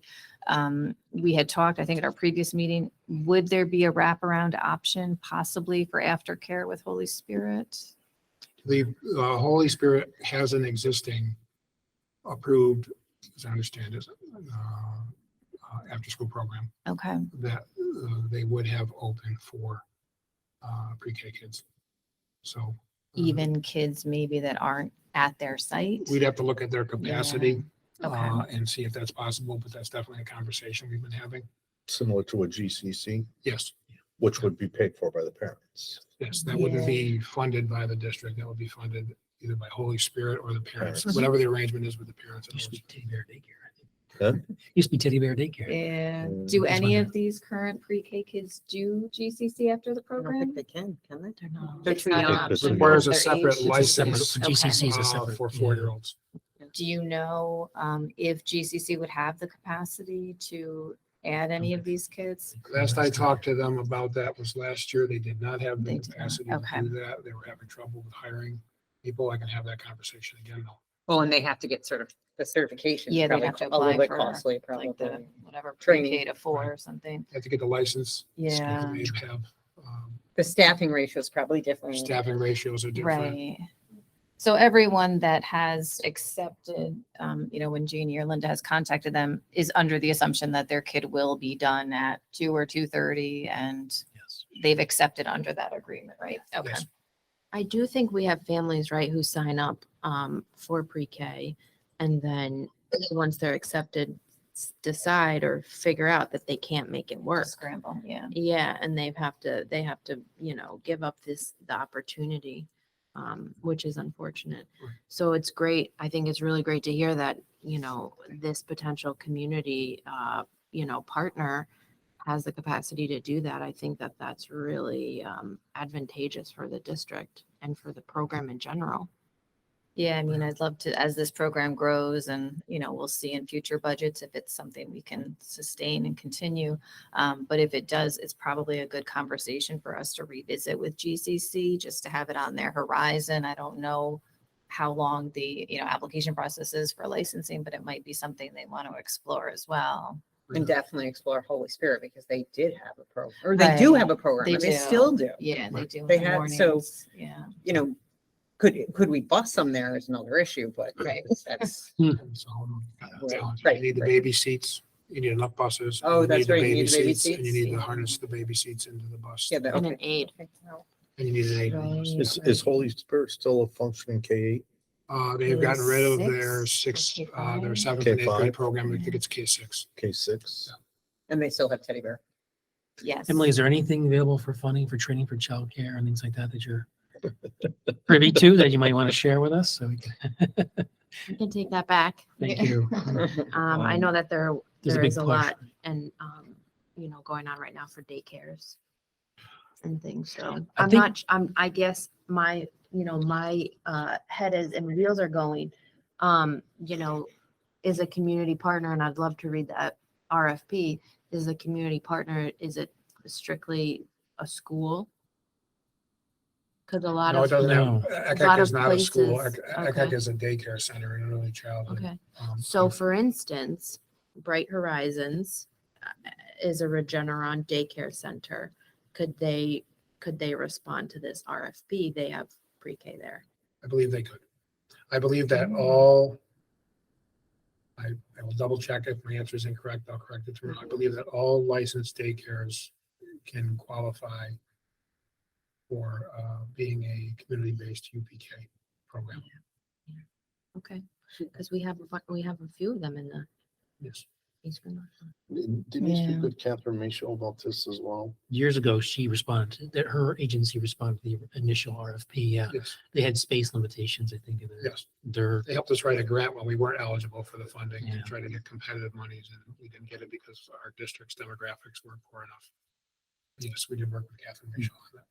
and I know Regeneron's in our, kind of in our area. I think part of it Yeah. was also to just We have a lot of try to stay as much as we Regeneron can in their school buildings for that continuity through the transition Good to idea. kindergarten too. Yeah. So, but if there's opportunities to do it both ways, we I should think look it's into very it. interesting because, since coming on the board, I feel like, this is pre-K, the whole process signing up is one of the times where I feel like we have a lot of want and need from our families. And I think that it doesn't behoove us to turn our back on the potential way to expand it if we hear and know that families want this and we're turning them away year after year.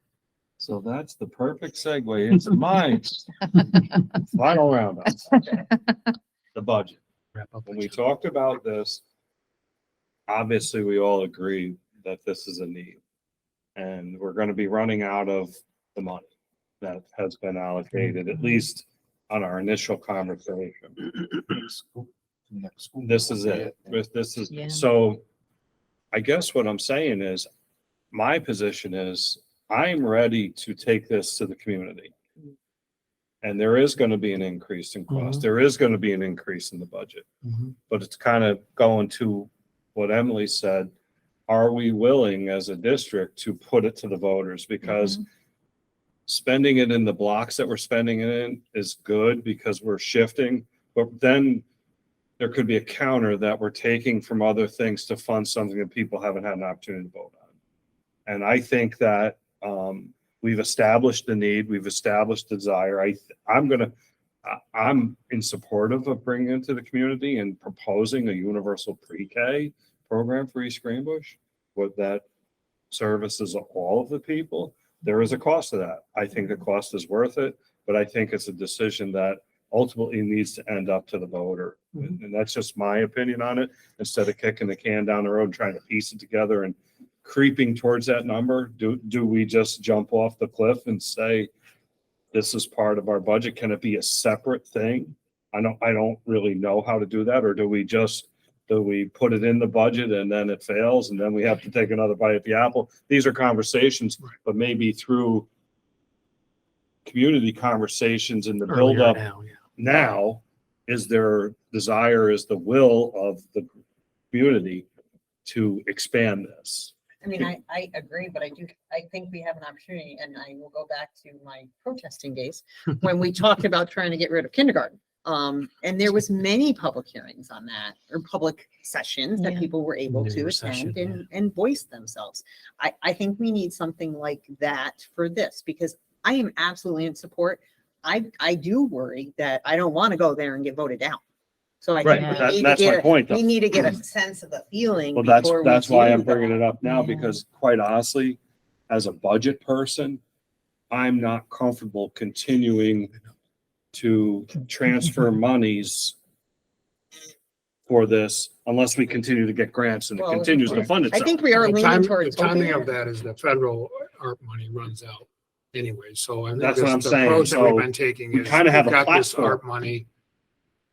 We've got some savings in the general Right. fund. You know, so I think you're saying, John, yeah, we would go forward with what is proposed Oh, tonight. absolutely. But earlier in the process, maybe In the fall. before the What I'm before saying, the budget process formally starts, we start having some conversations about is the community willing to, I mean, you're talking $1 million. yes, Well, And then and $1 that's- million, and then you're gonna get Let's see. roughly, Where is it? you know, 500,000 back, right, in some type of aid, right? yes. So you're talking the cost to the district of about $500,000 to $600,000 1% of the tax levy, of, almost 1% of the right, tax. levy. in adding to our Yes, budget. that's But correct. Mark, that's So- only with a limited number of people. That's not hitting everybody on the list. I There's know, I'm more saying, than that. well, If we but put adding everybody these else two on. other classes should, No, we still have how many more? You'd still have what, close to, Seven on the list right now. So we'll right, start but we're 50 and still have increasing- everybody. 50. and we're gonna Yeah. Putting in the increase budget, you to, have to include everybody. how many? Just back 36, and there's 8, so you're 50 without. Yeah, Okay, so I'll go back to, it's $1 million plus. that you're gonna, plus that you're gonna have to add to the budget. You also have a facilities project that we're planning and we don't have enough classrooms to give it to everybody. Right. So if that becomes something that the board and the community identifies as a priority, we have to convince the state to put classrooms on our buildings to accommodate it. I'm currently building there's a way to figure that and we'll have to.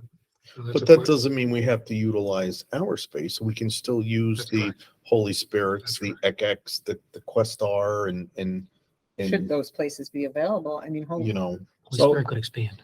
so The Holy Spirit has room, but, and maybe some of the other agencies have some room, but I still think we'll get to a point where we need more classrooms in our own. and that's not gonna happen the Easily. year after That's next. correct. So- No, So you're talking, you know, more long range. after next year, can we support it on our own? And I'm hearing classroom space, no. We could Money wise, probably- we may, Money wise, we may be able to support this. with- right. Yeah. Well, this current model, Right, using the help of the Holy Spirits and the Yes. ECX and yes. the Questars. But to get it into our buildings solely, you're talking capital project 5 years. 5 years. Well, so what I'm saying here, and you are correct, just to summarize what I was saying. This is over after this year as it's currently funded. Mhm. So what does that do to our district? What does that do to our families? What I'm saying is I support your plan. I think it's a great idea. I am hopeful that if we start a conversation, we will have a better litmus for the direction for us as board members to go in. Do we invest? Do we continue I mean, I think it's a partnership thing. I can't envision us to what Mark had said and you have data you bring back. We just don't have that kind of money. And I don't know if the community would support that kind of investment without the federal and state government buy-in. So I think that's really clear. But I also I am comfortable doing it the way we've done because that's what we said. And I remember it very clearly. And when we put the brakes on this, I think it's more appropriate to inform the public, have the conversation starting soon and see where it goes from there. Now, they might say, you know what, we're not interested in it. We can't do it right now. That's fine because then I'm disappointed, but it's the community speaking. But for us to continue to play 3-card Monte with money for a long-term goal that we have, to me, I'm not comfortable with that because I agree. you know what right. And that's what I'm saying. And we need to have this conversation in September with our families, start forums, whether we do a survey, however we decide to get a litmus going on, are you willing to do this as a community? Right. At this, Current program. with that Yeah, current yeah, yeah, model. model. Yes, Like if we that's what I meant, continue to yes. farm it out, I mean, I don't see us being able to Yeah, so build buildings and space and all that stuff because the community's So growing. But you're that- talking about 500, a little bit more than $500,000 to continue this current model, us fully funding it with the $5,400 reimbursement cost to district should But be you gotta $500,000 add to on the rest of the folks too, and $600,000. that's where I'm talking about. Yeah. I'm talking Yeah. about making the transition away from a lottery and, Mhm. and offering it to You're see looking where at it a goes. class enrollment of about the Right. same as kindergarten is. Well, that's If you were to the, serve that, everybody. that Yeah. could be the Exactly. challenge too. We might not be 100, it may be 400, 300. Right. Well, I think, again, it just, all I'm saying is start the conversation. I agree. Support what we're doing. But to Emily's point, I also think that because of, it doesn't work for everybody, people need the expanded options. I'm not interested in getting into the weeds on that because then that's what drives that over the top. Now you're getting into expanded days, hours and all that stuff. And then the cost just goes through. I think we should create a solid band, work with families, try to create options and go from there. But those options would be outside the school. Well, I just don't think we can supply, Right. Yeah. I mean, we can facilitate, try to connect the dots for people and let's face it, I mean, I'm being very honest, Holy Spirit could pull the bricks out tomorrow. Mhm. I mean, the way the churches are going down, Correct. you I do worry about that. no, I mean, so I don't want to lean on them It's a good fully point. as well, because you got to kind of solidify this. So I just think that's what I'm just saying. Let's just try to solidify this as we move forward. Excellent. But I do support this. Hopefully we'll get a couple RFPs that will allow us Mhm. to expand other than just, the Holy Spirit. That'd be good. Like So Michelle said, Emily said, the Regeneron. and other ones Right. that maybe they'll all open up, which will allow us to get to that Right. list. Right. I don't want to have the conversation in March. I think it's a conversation that needs to start now and people know that, as it stands, this is where we are with the money and what do you want? What do you want from us? I'm not And maybe we comfortable with it. schedule some sessions in the fall. I know just before the pandemic, there was the talk about switching hours of elementary versus high school. And a lot of people, came out for those and voiced their opinion. So certainly we start that. And This then, is going to get their attention. oh, it will. And then in terms of if we're talking about community or family engagement, certainly this is a perfect time as we meet all of these new families who might have prospective 4-year-olds to get them engaged and involved in the process. So. Good. So I think if we move forward with the proposal, let Jeff distill it. I know there's been other voices that have been vocal about this. And I think I agree with Jen. There has to be some kind of way to get the input, like we did the start time Mhm. discussions, so that we, we're not rehashing the same things all the time. We have a Right. ability to gauge the opportunity and measure it from there and see how far we want to go with this. Okay. Cheryl, you want to say something? So I'm gonna review what the status of the RFP process is currently tomorrow. And then I will be in touch with Questar about making an arrangement that the board supports the arrangement that I discussed with Gladys a couple weeks ago. Yeah, For 23-24, yeah. okay. Very good. Thank you for the support. Good discussion. More to come. Okay, that moves us to the regular business items. The first item is approval of programs for residential with disabilities. Any questions or comments there? Do you want to explain to Jesse what that, because that's a reoccurring. So we have maybe I'm going to ask Dr. Paddock to explain what this is. She can even do a better job. Can you explain Services for the children. the CSE agenda that the board approves every month? Yeah, so every month what will happen is we will get a list of students who either have had program changes. Is that better? Who've either had program changes or have been recently identified as needing an IEP. So every month you will get a list of those students and any changes that we're making. Authorize the service and payment for those services as well. Yeah. So that's something you'll Standing see item. every Meeting. board meeting Good that's point. there. Yeah, so every month you'll get a report and then you can ask any questions that you have. And it's also, maybe I'm wrong, but students in this district who might be getting services and attending elsewhere, correct? Yes, Okay. yes. Thank you. Thank you. Didn't mean to throw you. under No, the that's okay. bus. That's good. I if there's something to remember, we have a new board members coming on. Educating about the agenda. I'm still learning. It takes a little bit because it's like So with that, I need a motion to approve that item. Mark, second. Michelle, all those in favor? Approved. So we have elevator maintenance bid results. Anything you know about this one? This is pretty standard. It's the same company that currently has the bid, The bid, maybe? Okay. least expensive, and we've had no issues with their service. Any questions or comments on that? I was just surprised at the vast difference in bids. You like the Wow. Need a motion to approve the bid. John, you need a second. Anyone? Jesse, all those in favor? Approved.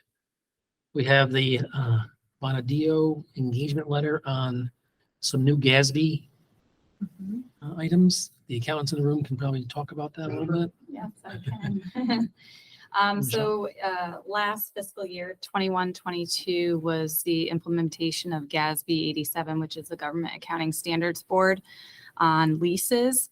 So some new accounting pronouncement regulations came out, and we have to account for them in a certain way. For this 22-23 fiscal year is GASB 96, which is subscription-based information technology contracts. And I understand that the district was looking for Bonadio to assist in some of the accounting relating to that. I don't expect it to be very voluminous. On the GASB 87 front, most of the lease arrangements are with Questar 3 BOCES. And I happen to know a little bit about that, as I did a lot of the accounting work related to that, and there wasn't a lot of new things that came about. And then GASB 96 is new. So we'll be working with Mr. Goodwin to understand the IT government IT contracts to see what work will be involved there. So Bonadio, with the transition into my role, will be assisting with that a little bit this summer. Do we have I'm assuming, a software to track the leases? I'm assuming we don't have enough to worry about it, but. That's exactly right. It's a There's not pretty enough. Excel file. Yes. It's an Excel file, and Okay. it's not voluminous for the district. A lot of it is equipment purchases, outright purchases. So there's not even a lease liability to the district. It's more of a intangible right to use asset that gets recorded. Grossing up our balance sheet. Yeah, unfortunately. exactly. Space lease anymore, correct? Yes, there We do. is. Yes. Some The high school Mhm. classrooms are leased Questar. by Questar. Mhm.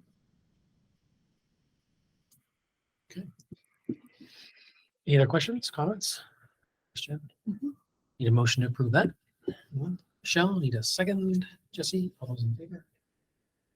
Bonadio, approved. The next item is the cash trustee and alternate trustee appointments. This is the consortium for the health insurance.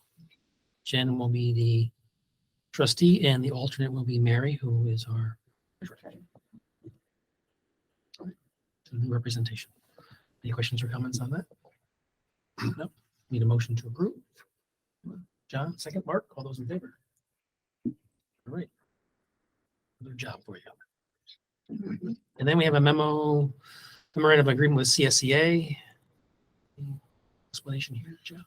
There were several topics that we discussed during our labor relations meetings with the CSEA bargaining unit this past school year. Majority of those topics related to the transportation department employees, both bus drivers and mechanics. This agreement memorializes some of the agreements that we had verbally several months ago, with the exception of one that was taken out of the agreement. There was a delay because the labor relations specialist that represents the CSEA was out of work for a period of time, as I understand it. So what this basically does is confirm a verbal understanding that we have probably 4 or 5 bus drivers that I asked when we were without a transportation supervisor 2 years ago to go out in the mornings. If they were willing to go out in the morning in designated regions of the district, for example, Nassau versus North Greenbush versus East Greenbush, and drive the roads and let me know what the conditions were. So we call them the snow watchers. It worked so well. It worked better than the existing model because you got different people giving you different regions, so that we kept it in place, and we just confirming that we pay them a minimum of an hour. So if it takes 45 minutes, they're going to get an hour. If it takes more than an hour, they're going to get what their actual time was, because they're getting up in the morning and they're getting out there early, and they're very familiar with the regions that they're driving, and it's very helpful to the district. We also occasionally, more occasionally than not, this past year, have to bring in employees to clear off the snow off the buses. We have a machine that does that, but it only handles one bus at a time. There's still a manual process. Clean out the parking lots when there's snow. For example, they can be called in on a holiday such as Martin Luther King Day, and they come in and they have to work. So this is an agreement that if they're called into work, they get a minimum of 2 hours pay at their regular rate on a day that the schools are closed. Additionally, we've had mechanics who are licensed to drive the buses, driving buses because of shortages and absenteeism. We have addressed most of those shortages, and we are probably only 2 positions down right now from where we were a couple years ago. But in the event that a mechanic has to drive, sometimes that driving the bus takes them over their daily time that they normally work. So in the event that that occurs, we give them a minimum of 2 hours. And then there was an issue. It was only one incident. However, it was brought to us as a concern in which there was an arrangement made with Yankee Trails to bus one of our athletic teams.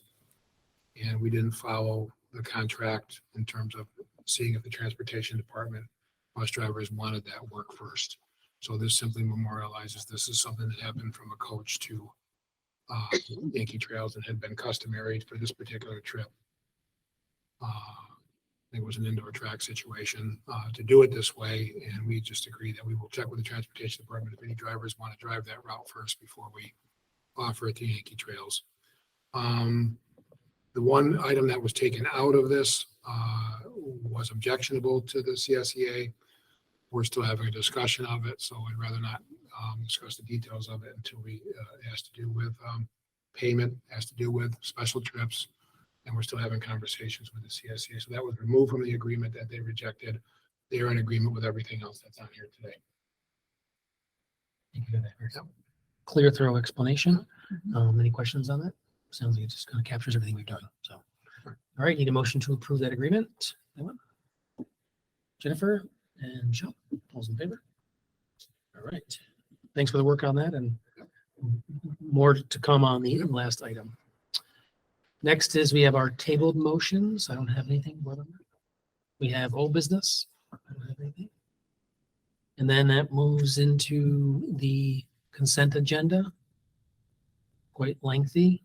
Is there anything that we need to get specific on? Jeff, a lot of these things we have our, for Jesse's case, we have the financial reports that we have, our hiring, instructional, non-instructional. We're establishing the, obviously 23-24 gifts and authorizations. We've been fortunate to have a lot of donations recently. Yes. Curriculum, district assets, health services contracts with our districts for students. And then we have our extended season for our athletes and our coaches who went beyond the regular season. Some more library materials.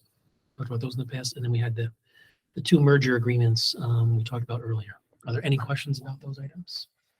For the health services contract, are we paying Berlin and Guilderland? Or are we paying Montessori? These are Berlin's, I believe these are Berlin's and Guilderland's resident students who are attending private schools that are located within our district, and they're paying us. So they have to pay it. Yes, for the nursing services. Revenue for the district. Yes, And also the cost out. yes. Thank you. Any other questions? Seeing none, need a motion to approve those items by consent. Mark, second. Jennifer, all those in favor? Approved. All right. No addendums? I just want to, we have some Oh, personnel who've yes. been appointed I'm here sorry. this evening. We have some. You waited employees, and patiently. I know I wasn't involved in everyone's interview, so I'm embarrassed to say, could you introduce yourselves? And I was involved in the assistant principal interview, but go right ahead, stand up and introduce yourself and your role. Hi there, I'm Brian, and I'm the new school psychologist at Shea Elementary. Oh, great. Nice to Welcome. meet you. Welcome. Thank you very much. Thank you. Welcome to East Greenbush. All right, and And we have Riley O'Malley. Hi, everyone. I'm Riley O'Malley. I'm the new assistant principal at GOP. I appreciate you, one, having my wife and I tonight. Secondly, of course, welcoming you to the, I'm excited about the work. Thank you. Welcome. We've done a lot of hiring this summer. We found some excellent people, including those that are here this evening. So congratulations. Yeah, and I know, as Mr. McHugh knows and presented not too long ago, the middle school is a very passionate part of our, on our goal setting for this year to really bring that middle school to the place we want it to. And we appreciate you taking on that role as an AP, working with someone who's been in the district a few years, and looking forward to your work here. I'm not sure if the leaders of Chatham Central School District and HFM BOCES are still speaking to me. But we found two good people who wanted to come to East Greenbush. Very, very pleased with that. So, Excellent. Thank you. You're a poacher. well, they poach from us too sometimes. So. Yeah. Excellent. Thanks for coming this evening. Yeah. Really appreciate you seeing you. Two good principals there too. Yeah. Great team. So next item, John, you had some new business you want to bring up? Yes, so I'll be brief. Listen, don't give me any trouble. I gotta go north, so I'm gonna. Brief? What is brief, John? Did you see my? Well, this is very important. You're gonna appreciate this. All right. In the past, we have, on the hiring committees, on some of the higher level administrators, we've had board members sit on those committees. And fortunately or unfortunately for me, I seem to be the guy who has been tasked with a lot of those daytime activities. Some of them last 8 hours, some 16, some of them been 24 hours, which severely cuts into my outdoor time. And the reason we put those in place, and Jeff, they were in place before you got here, with our past superintendent, there was some issues with some of the balance in the hiring process. I'm here to report to the board that I really don't think that we need to have a board member present on as many as we do. I would recommend that we do it as an as needed basis, because basically what I'm reporting is that we're following a process. I can report to you that our hiring process with the superintendent Simons and Marissa Cannon and is really a great process now. And it's the process that we wanted to see in place so that the best candidates were being not only sought after, recruited, and then given great opportunity for interviews. I can tell you as a board member, I am not an educator. And I sit in these meetings and I listen to what people are talking about, but I'm asked to grade them. And I really don't have a foundation whether they're telling me the truth or not. Now, I can tell you as a police officer for 29 years, my meter goes pretty good and I'm a good judge, right, Jim? I'm good at it. But I'm more interested as seeing that the process is being correctly followed. One of the things I have noticed in the quite a few years that I've been doing this, sometimes my presence in there can also be a negative because it stifles some of the conversation because people see a board member sitting there and they might not be as free to talk in front of me at times. And I've taken the opportunity to clarify that I'm just a member of the committee and not there as a board. Because again, a board member has no real authority outside of this meeting. We're there as a regular citizen. So it would be my recommendation that as we move forward, that because we're having hard time filling those daytime activities because generally they're in the daytime. And hard. I just don't see the original value has been surpassed and why we did it and whatnot. And I would recommend that we, as a SOP, not have that as a requirement, but more as an as-needed basis if the superintendent feels as though he would like to have somebody sit on that, because it's basically, unless I do it, it's going unfilled. And I just quite honestly sit there sometimes and think that it's, I'm not really serving a greater purpose other than reporting that the process was followed. Now, I think that it's reached a point where Jeff is doing such a good job, and Marissa and the team that we have assembled, and he through his stewardship. I just think that unless it's of something that's really important or of a real high value, I don't think that we need to continue that. I think it's cumbersome at best sometimes. That's just my opinion. So I think as a opportunity for us to kind of distill that and make sure that, because there's different levels of background in this process and the original intent. So if it's okay with the board, I think, we appreciate all the work that you've done, John. And I think, your perspective is invaluable in that process. If it's an as needed, I would support it. I think I want the board members to think about it. Maybe we can bring it back as a discussion item. Yeah, just I'm putting it out there that that's just my findings. Without making a decision tonight, but also at least Yeah. think about it, pros and cons, and then we can have a conversation. Do we have a policy that says that certain? It's not a policy. That's why I was saying it's just Yeah, kind of it's just been a something we procedure. adapted because we didn't have confidence in the past superintendent. And it's kind of one of those things that we're following something that was based on something that doesn't exist anymore. Yep. And that's just my opinion. I wanted to put it out there in the beginning of the year so that we can, again, I don't, Convey I'll our- do whatever everyone wants me to do and where we go, but I just feel as though we just need to have this conversation as we start the new school year.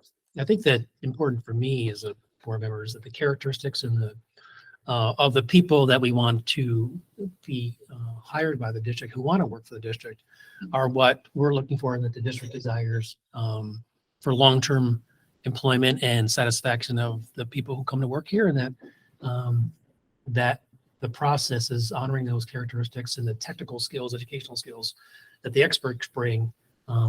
They're vetting those as well and bringing on the best people they can to help the district out. So Well, I think the greater litmus here, and for those candidates, again, welcome, but we're your top 10 workplace. I can tell you somebody who sat in on the committees when we had to scramble to try to get hirees to where we're getting really good quality candidates are being put forward, and the competition is razor thin at that top level. I can tell you that. And so that to me is an indication that our process is good by the quality of the candidate that you get. And also the willingness for the superintendent and this board to say, we didn't like the pool of candidates, so we're not even going to have these interviews and we're going to start all over again. So I think that is a credit to what you have brought to us, because obviously when we started this journey with you, that was one of the top things we had talked about. And I think you have achieved more than surpassed your goal in that matter. I So appreciate that. I that's appreciate where I the am with board's it, but we'll have the direction on conversation. that. But I wanted to start the school year with that in everyone's mind. excellent. Thank you, John. Any other business we can? So are we, I'm so sorry, are we Yes. bringing this to a future board meeting to discuss in general? I think just to or- give a general discussion, yes, Yeah. I'd like to. Could we bring to that board meeting all of the people who are required to sit on that hiring panel? The from the contractual and Yeah, I policy sat in, I perspective. did sit in on one, John. mhm. I gave many Yes. hours of my time. Yes, you did. Yes. And I do have some feedback or thoughts. So I Okay, would be happy to talk about that at a later date. Great.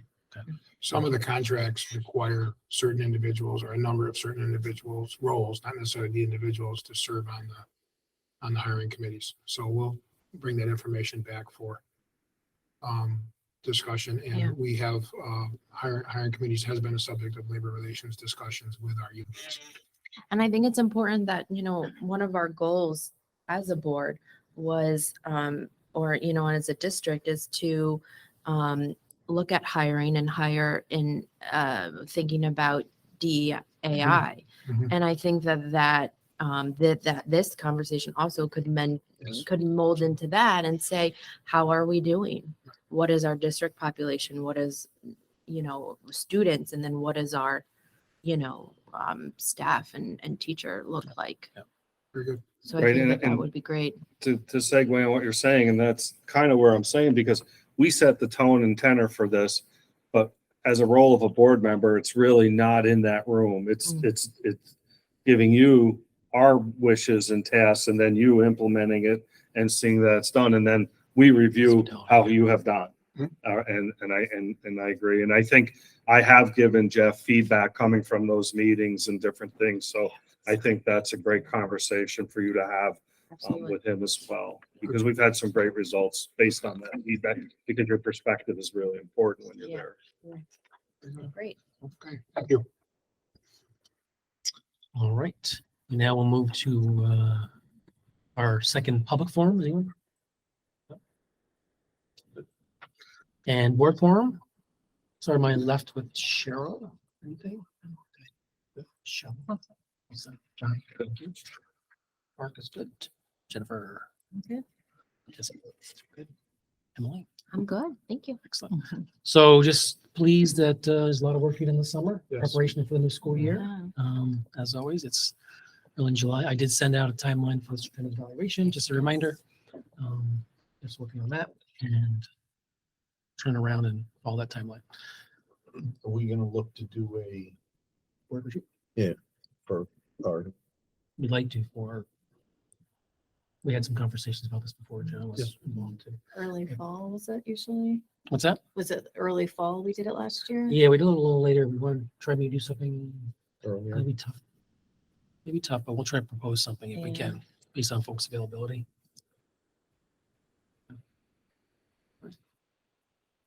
Why don't board members send me dates in August and early September where you are not available? And I'll try to put together some recommended dates and send them out and see if that works for everybody. Earlier would be better. We got a little delayed with the polls last year because of that, so I think it would be better. Yeah, I would agree. I think before the school year starts, if we can get it in, it really frames instead of being mired in other things. Excellent. All right.